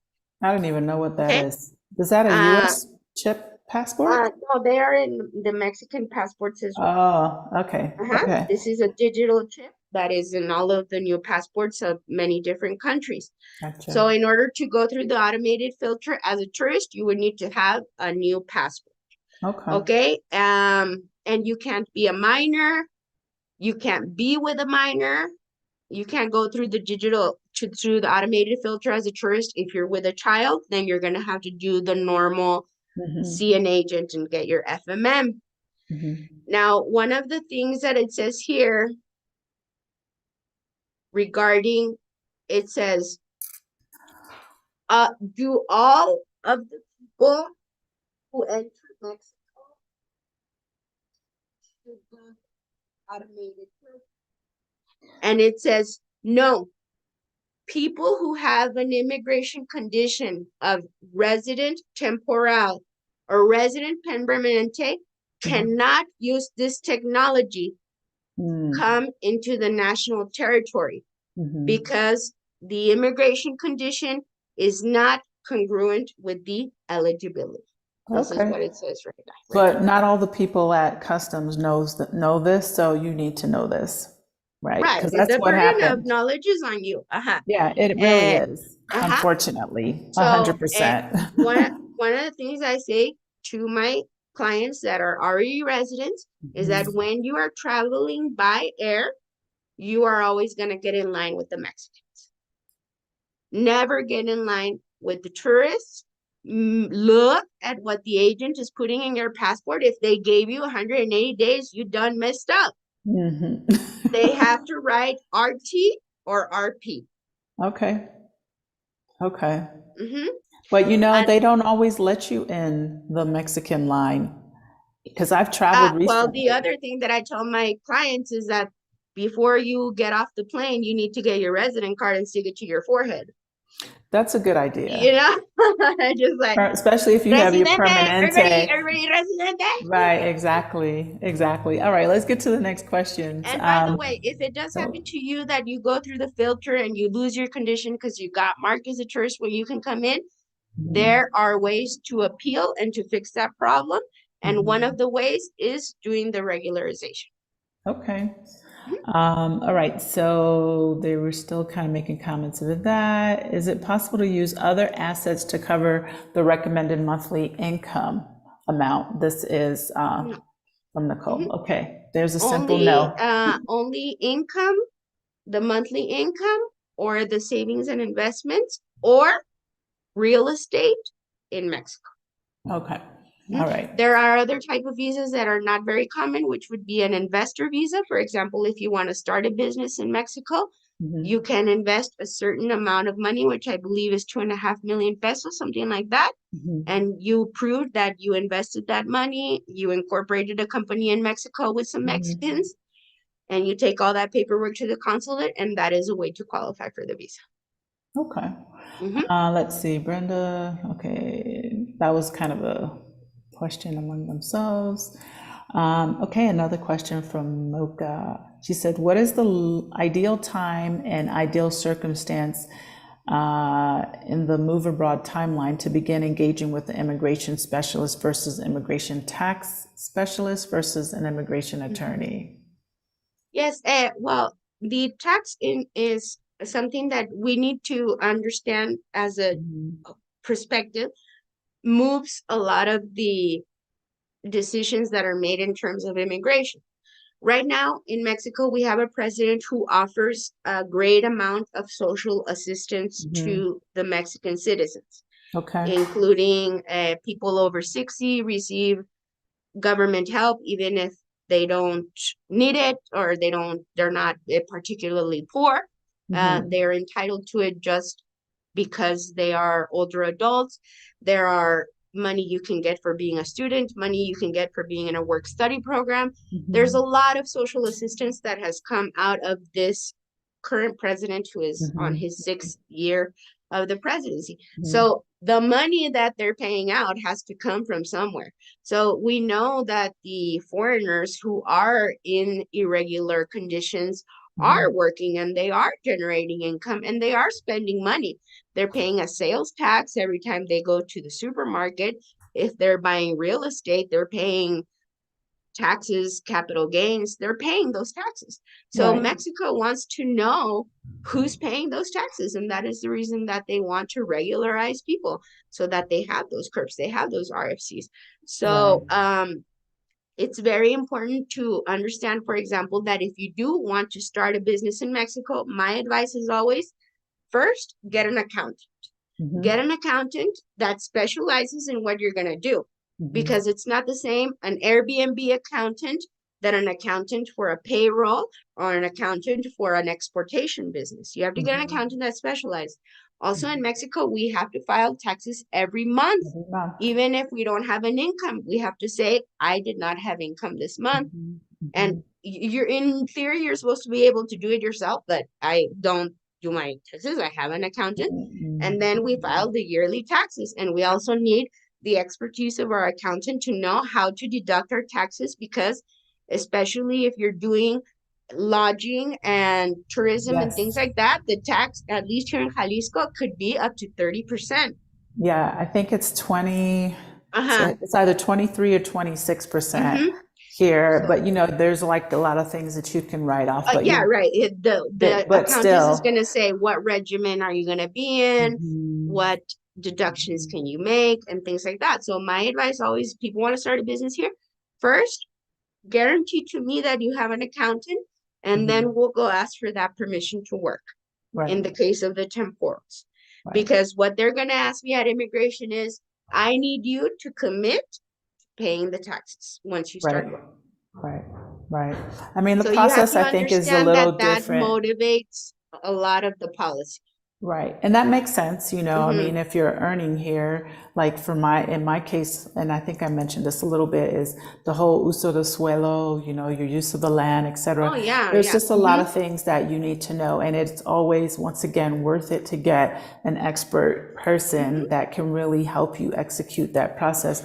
Not only for the simple fact that it's different than maybe what you're used to, but also just to kind of like, once again, have someone who, one, knows the law, two, probably has like that inside relationship already with all the offices that you need to connect with, and they're able to tell you what's going on. Like in my case, it took a long time to get the paper in my hand because of administrative changes in those Mm-hmm. offices. And the president hasn't had time to sign it and blah Yeah, blah like blah. this person Yeah. had to Mm-hmm. sign, and Mm-hmm. it's like, but you can go ahead and you can be operational, but you got to get, you just never know. It's a lot different than the US, and it's not Mm-hmm. worth getting in trouble over. I just, wanted to put that And I out would say there. in terms of the question itself is like how long, I would probably say that if you're planning to move to Mexico, you should engage the service of a facilitator or something approximately a year before you're planning to come. Absolutely. Mm-hmm. Yes. Great idea. Mm-hmm. Let's see. Okay, we did do that already. I'm going to kind of skip through some of these human rights. And just something that came up when I published the new amounts required, and that it was kind of controversial there with you guys on why it was so high and all of that stuff, Mhm. is because of the president that we have right now in Mexico has raised the minimum wage significantly. And the Uh-huh. qualifying amount, there's two ways to determine a qualifying amount. One is a multiplication by the daily minimum wage, and another one is a multiplication that we called UMA. So in the United States, they use the minimum wage. So because of our political situation in Mexico and the minimum wage going up so much because the president is populist and he believes, people should be paid more, is the reason that the requirements went up so much this year and last year. We're talking about a 15 to 25% increase. It was Yeah, 22% last year. okay. hmm I want to So talk that, about those numbers, just uh-huh. meaning, we're covering a lot, but I want to make sure we talk about those hmm numbers. Continue. So in the United States, what they use to determine the amount is a multiplication of how many minimum wages you should have. So for example, they consider that for the temporary, you should earn 300 times the minimum wage, Mhm. okay? And for the permanente, they require for you to earn 500 times the minimum wage. Okay. But if you do your process in Mexico, they don't apply the unit of the minimum wage. They apply another unit, which is called UMA, which is translate to current unit measurement. Mhm. It's another way to calculate the cost of living, and Mhm. it's much lower than the temporal. So Okay. let's say, for example, that in the United States, you qualified for the temporal having the $4,400, Mhm. and you come to Mexico and you're retired, meaning you receive a pension or a social security. That's the requirement. In the US, you would need to earn $7,300 a month to qualify for the permanente. Mm. But if you only qualify for the temporal and you come to Mexico and you really want to switch to the permanente, they are going to determine the qualifying amount using the UMA, and that amount is going to be $3,200. Okay. So it's cheaper. It's $3,200 to become a permanente in Mexico, and it's Mhm. $7,300 to become a permanente in the US In the US at a Mexican at a consulate. Mexican consulate. Uh-huh. So if you enter Mexico, like, how does As a that work? temporal, you enter Mexico as a Uh-huh. temporal, Gotcha. you receive Social Security or a Gotcha. pension, which, Hmm. for example, in your case, I suppose that you do not because you are so young and beautiful. Oh, But thank you. uh, say that you are on Social Security, then we Hmm. can do a process here in Mexico to switch you to the permanente as long Hmm. as you receive $3,100 a month. Gotcha. Mhm. Okay. And that way you don't have to do any of those renewals. Mhm. Okay. Does it also work for investments? Like if you have a certain amount Yes. that didn't qualify? Okay. Because Yes. I remember you talking to me about this a couple Yes, years that ago and amount saying, would be in the United States $293,000, uh-huh. and in Mexico $128,000.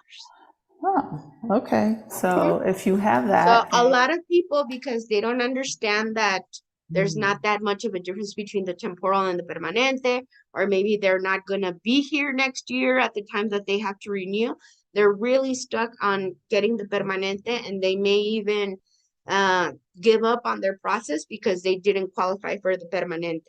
But something that you mm, should know is that as long as you receive the temporal and mm. you are retired, we can switch you to the permanente here in Mexico at Once any time. again, hire And a at any time, professional.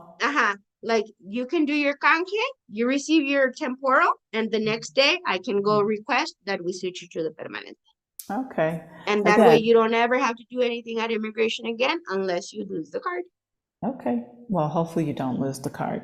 See, Uh, that and would be that's a another pain reason too. why people get marked as tourists when they come in is because they lost their resident card and they don't have to show it.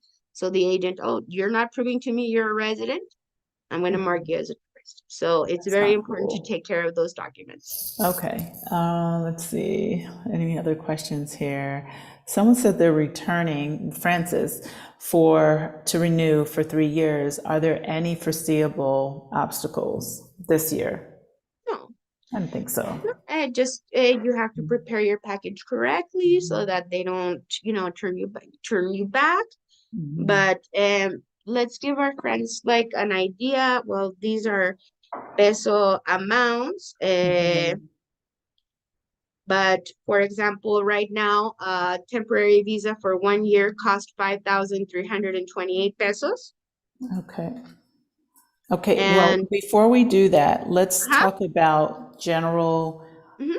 qualifying amounts per month. So if you're Hmm. temporary in general, how much do you need to earn to qualify for temporary residency if you go to a Mexican consulate in the United States? What does that number look like? It's an either or situation. So you need to have either $4,400 a month in Hmm. income Hmm. or a savings and investment account with $73,000. And these are all approximates. And the 73,000 needs to have been in your account for how For long? the last 12 consecutive months at the time Okay. of your interview And in the the same account. income, Because and there's the been a ink, lot of and trouble with the acquisition of Charles Schwab acquired a lot of banks. And so the statements got transferred over and the consulates are not accepting that. They want the 12 months in one bank. that sounds like a personal problem. So in Uh-huh. regard to the 4,400 per month, you need to show Mhm. that for a minimum of 6 months, correct? Okay, With a all right. verification letter about where that money came from. So it can be a From verification a letter from your job, employment or anywhere that, or if it is from a pension, then your social what security if benefits it's you letter. paying yourself, like you said, your Then it company would would need to then be write through an yourself? official payroll service Okay, all right. because some people are paying themselves through Venmo and stuff like that, and that is not going to fly at every consulate. So my What would advice is to what would an hire official payroll service be? Like what company? QuickBooks, like that. That's like a a US thing, bank? like whatever payroll you would use to pay your employees, you have to get on your own payroll. No, because okay, for example, I pay Mhm. my payroll through PayPal. So would that be like Mhm. invoicing or just I don't know what that means. Your payroll in the US? Yeah, like if I'm, for example, I have people who are working for me online. I pay them because they send me invoices. So can I also would I be able to send myself an invoice and pay Uh, myself, or it just needs to be me mm, hiring an actual payroll company that's mhm. paying me? Okay. Yes, because something like a Venmo for an occasional job Not is Venmo, something considered, that's more trackable because Venmo is, to me, it's cash or to I'm sorry, cash. PayPal. Uh, But it are considered eventual employment or, like a contractor. And as an agent at immigration, what I need to know is that you are going to continue to receive that money when you move to Mexico to mhm. pay for your expenses and not end up needing to use the social Help. services in Mexico or Mhm. work illegally when you're not Okay. allowed to. So Okay. it says here Forbes.com 9 best payroll services for businesses, and it has Paycheck, um, One Yeah, Pay, an actual payroll company. I just wanted to Deluxe. know Mm-hmm. if you could write yourself a check from your own company and that would be No. considered. So it has Uh-huh. to be an official, so it just feels more official, Yes, basically. because That's what they're they looking may for. ask you for pay stubs. Hmm. They may ask you for a letterhead. I have had clients write their own letterhead saying, my name is Mark Smith and I Hmm. employ Mark Smith and he's been working at the company for this amount of years. He is going to continue to work for the company in Mexico, and this is his income a month. Is Gotcha. the three basic details that your verification letter in terms of employment should contain is how long you have been employed, how much money you make net, because that's the amount that counts, not the gross amount, the amount that actually gets deposited into your account, and that your job is aware that you will continue and you're allowed to work remotely in Mexico. Okay. Brenda wants to hire you, just saying. Okay, my pleasure. DJ wants to know, welcome DJ, do you do consultations? Yes, of course. They're not starting to prepare for their family of four because I don't want to start preparing to apply for my family. If we don't meet the new qualifications, they basically want to consult with you. So please tell me how people can reach you again. I know I had your email, but tell me again, what's the best way to contact you? Well, I've actually, since we last spoke, been able to kind of get my website going. Okay. And it is sillerlegal.com, not comma. Wait, Mhm, sillerlegal.com. .com. So SILLERLEGAL.com. Yes, ma'am. Okay. Just want to make sure I got that right. I dropped in the chat. I'll be sure to put that as well in the description for anyone who's watching. Let's see, Brenda. Let's see, who else has question? Welcome, CMS. Welcome, Pamela. Thanks for the discussion. I don't know if this has been asked for you, but have you heard about the regulars? Okay, yes, we talked about that earlier in the conversation. You can go back to the replay. They're asking if it's going to be renewed or has it been renewed for 2024 through 2025. I think right now we know that it's still in effect for 2024, correct? Yes. All And right. we hear that a lot, that we don't know when it could end.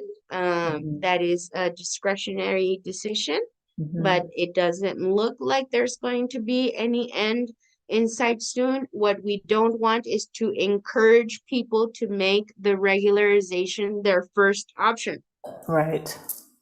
It's for people who already have an issue that's been going on for several years, that they have been irregularly in the country.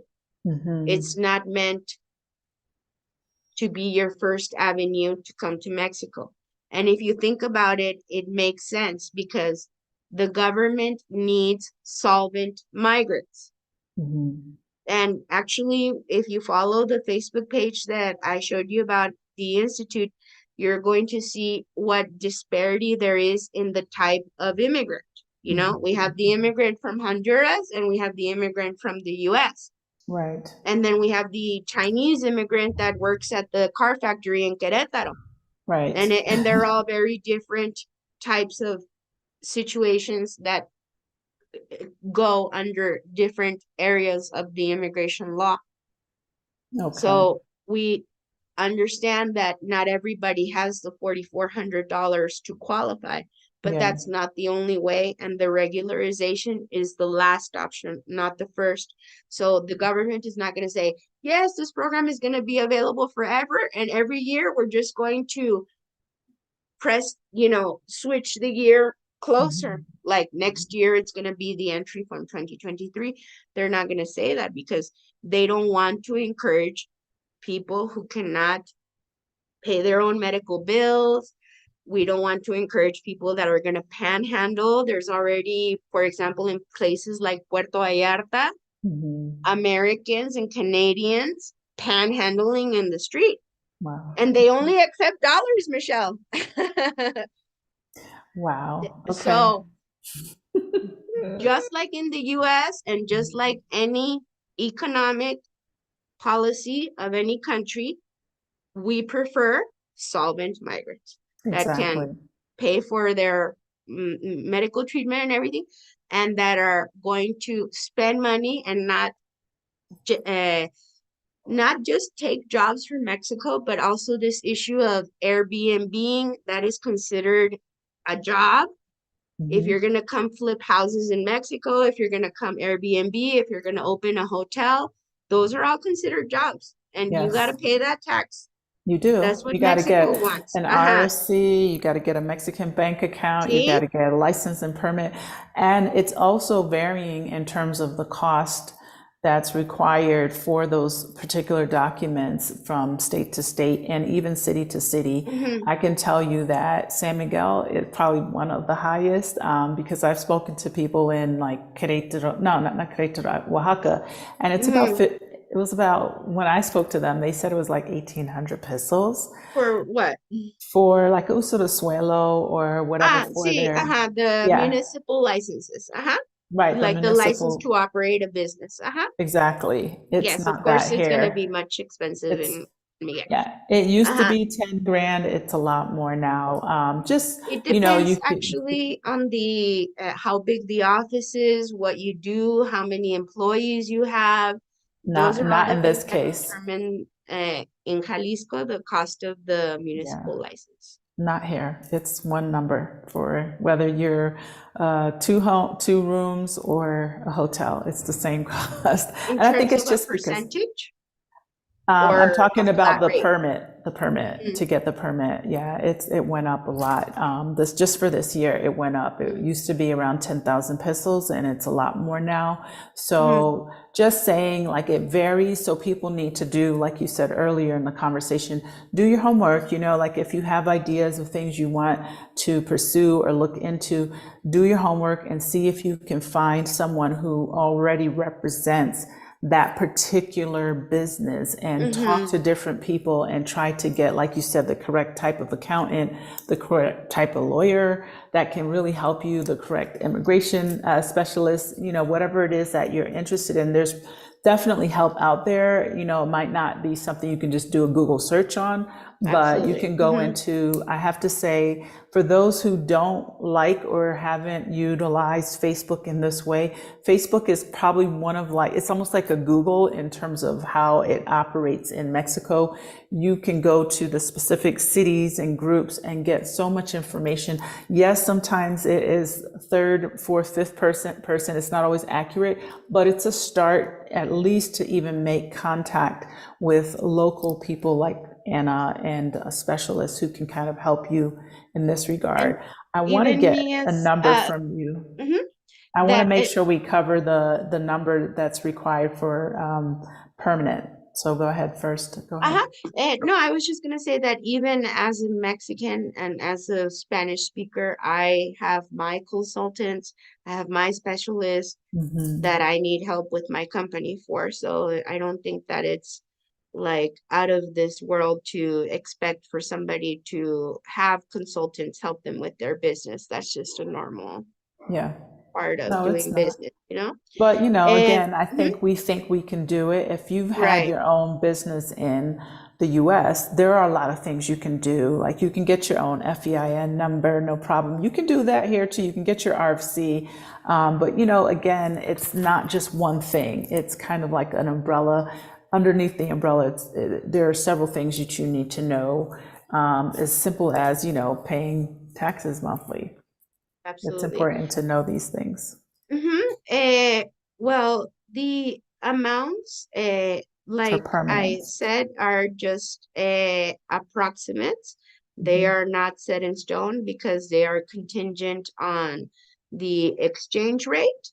Mhm. And so right now, the permanent residency is a monthly income of $7,300 or $293,000 in the bank for the last 12 consecutive months. Okay.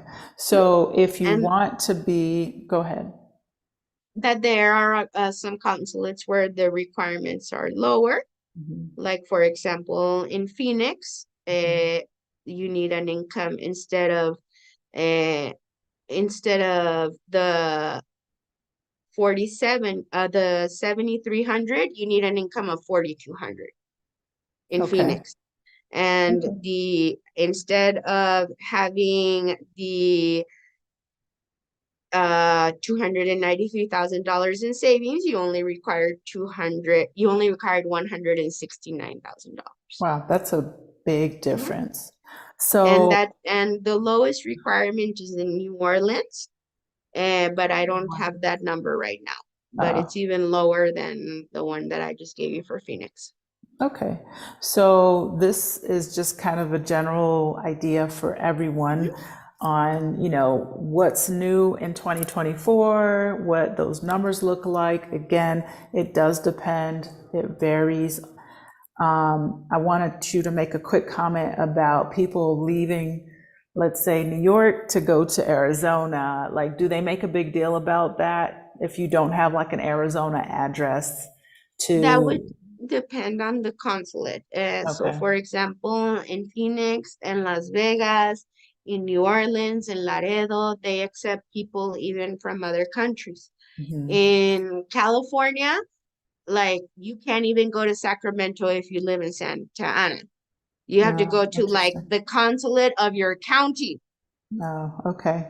So Okay. that would be something that only an expert who has a lot of experience helping people book appointments would Hmm. be able to tell you. And I don't want people to get discouraged saying, "Oh my God, I need $4,400." No, there's a lot of other options. Right. But Michelle and I promised ourselves we were not going to stay 4 hours on the call.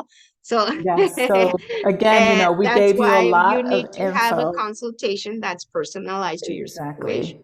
Exactly. And I say that all the time to people, it's okay to pay for these services, and or it's okay to dig around online for Yeah. my videos and 50 other videos if you Yes. have that kind of time. You could do that as well. I think sometimes people are trying to save money and they end up paying a whole lot more than if they just book that consultation, Yes. because we do have a lot of info. As you can see, we've been on for almost 2 hours. We're about to hang up.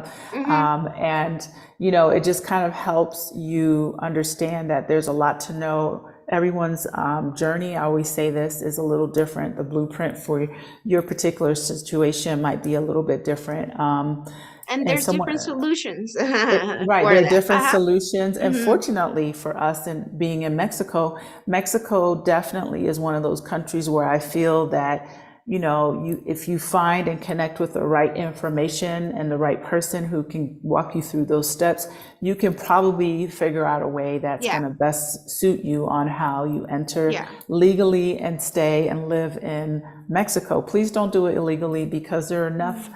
people doing that or have been, and I know that this is a great Yeah. opportunity We have for an people to immigration kind of crisis in cumulate. Mexico right now, I agree. and it's not the time to mess around.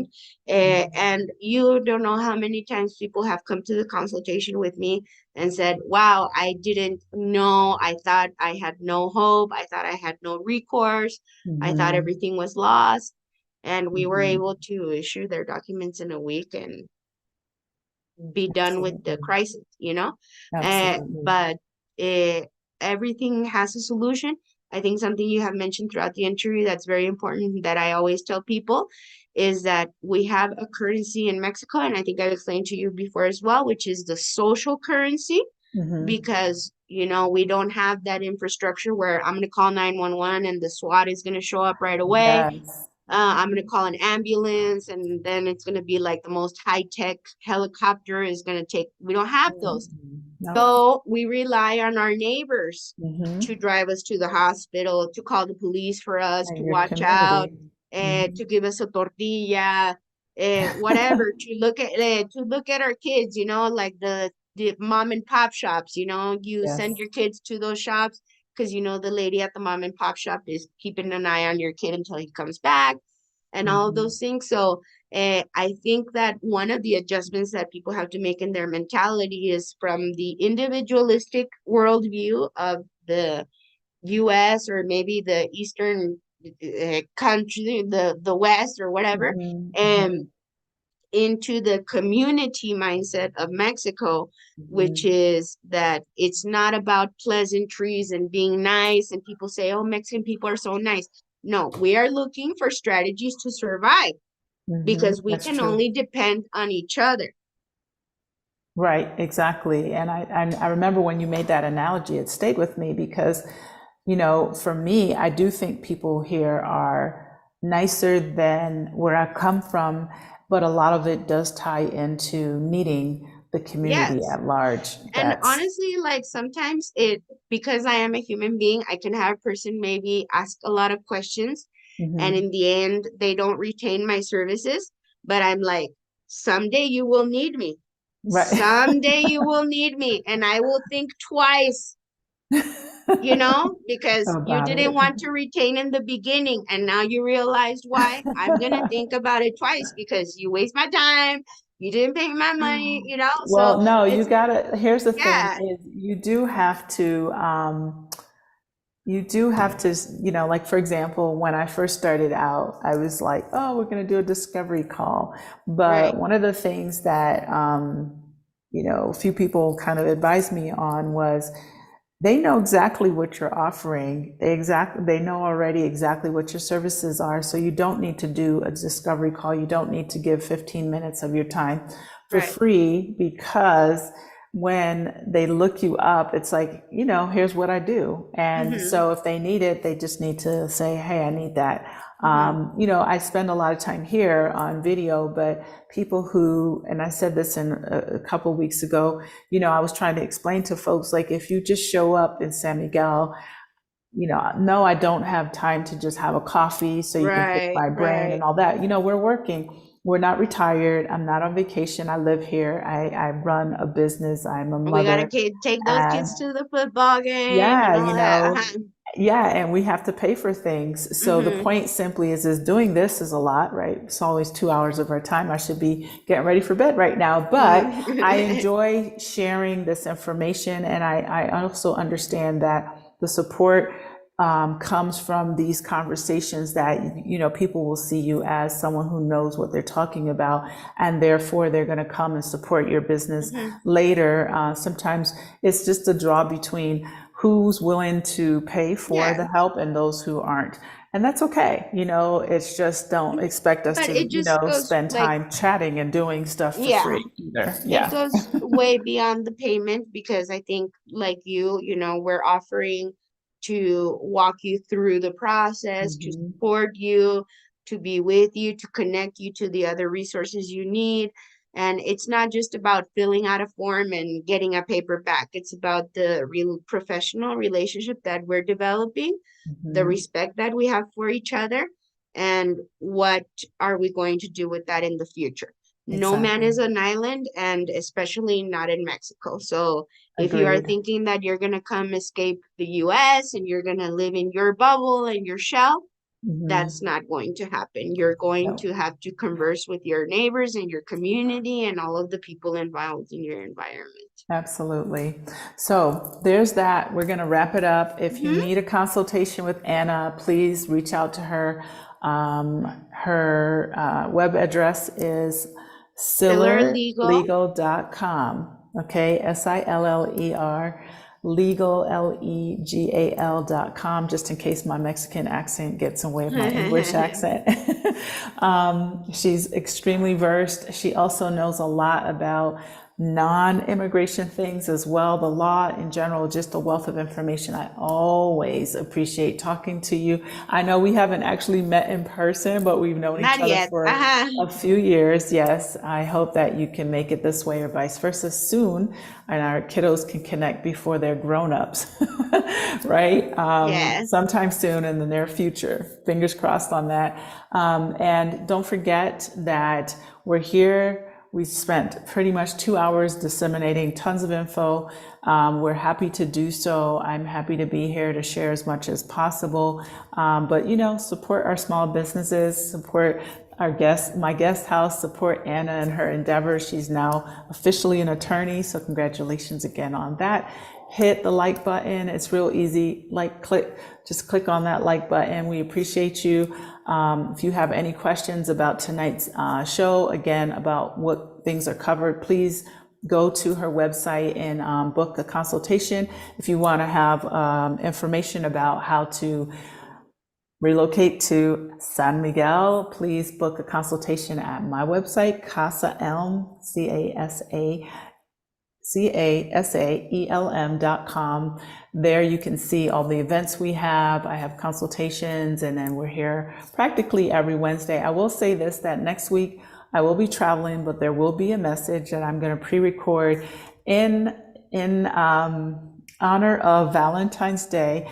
The idea and the approach will be really and truly loving on yourself, making that decision to move abroad if that's something you really want to do, and like self-love basically, and doing the thing before life is cut short. I read a poem last week just to kind of explain, like, things don't always seem like like, okay, I have this amount of time to do blah, blah, blah. We just don't know, right? And I think that sometimes you have to jump in and follow that intuition, and you have to follow your heart, whatever is pulling you. And we're learning so much about living in another country, living abroad, living in Mexico. And I just want to say, like, love on yourself. So next week, I'm be loving on myself. I'm going on vacation, and I will definitely have a pre-recorded message that will come out, especially in like these rocky times with, what's happening in the U.S. and in other parts of the world. I want to talk about that a bit, and then I'll be back the following week. I don't remember who's my guest, but I do have Alex coming back to talk about medical insurance again. We had this conversation. And I'm also going to bring my little man on so he can talk about school and his like more grown-up experiences here. So just stay tuned. My guys are working really hard. All the wonderful people on my team now. I'm so grateful I have a team, and they're working really hard to, put social media things out there. So when you see it, please hit the like button. It's real easy. Just hit like if it's information that's useful to you. So thank you a million times over, Anna, for all the time that you spent talking to us and explaining things tonight. And if you missed anything, please jump on the replay and just get that information. Yeah. I'm Okay. already getting emails from people watching Good. the I live. love it. That's perfect. That's perfect. That's exactly what you need. Thank you, Michelle, and congratulations for your channel and everything you're doing. I'm so proud of you, and you're Likewise. doing it excellent. Likewise. Hang tight for a moment. Thank Oh, we're gonna you. have a party this weekend with sisters coming from Veracruz, Guadalajara, at the Turners. Ooh, I'm And I don't know jealous. what they're gonna do to me at that party. I'm scared, but it's a potluck. I don't know what I'm supposed to bring, but yeah. I love it. So Well, there's I a want to lot of see partying pictures. and socializing going on when you come to Mexico. Yes, exactly. Enjoy Carnival as well. Have a good night. Thank you all for being here, and we'll see you next week. All right, hang tight for a moment. Ciao.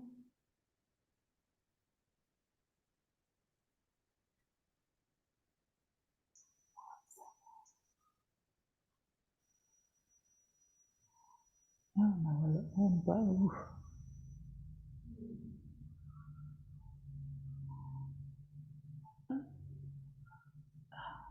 Hold on.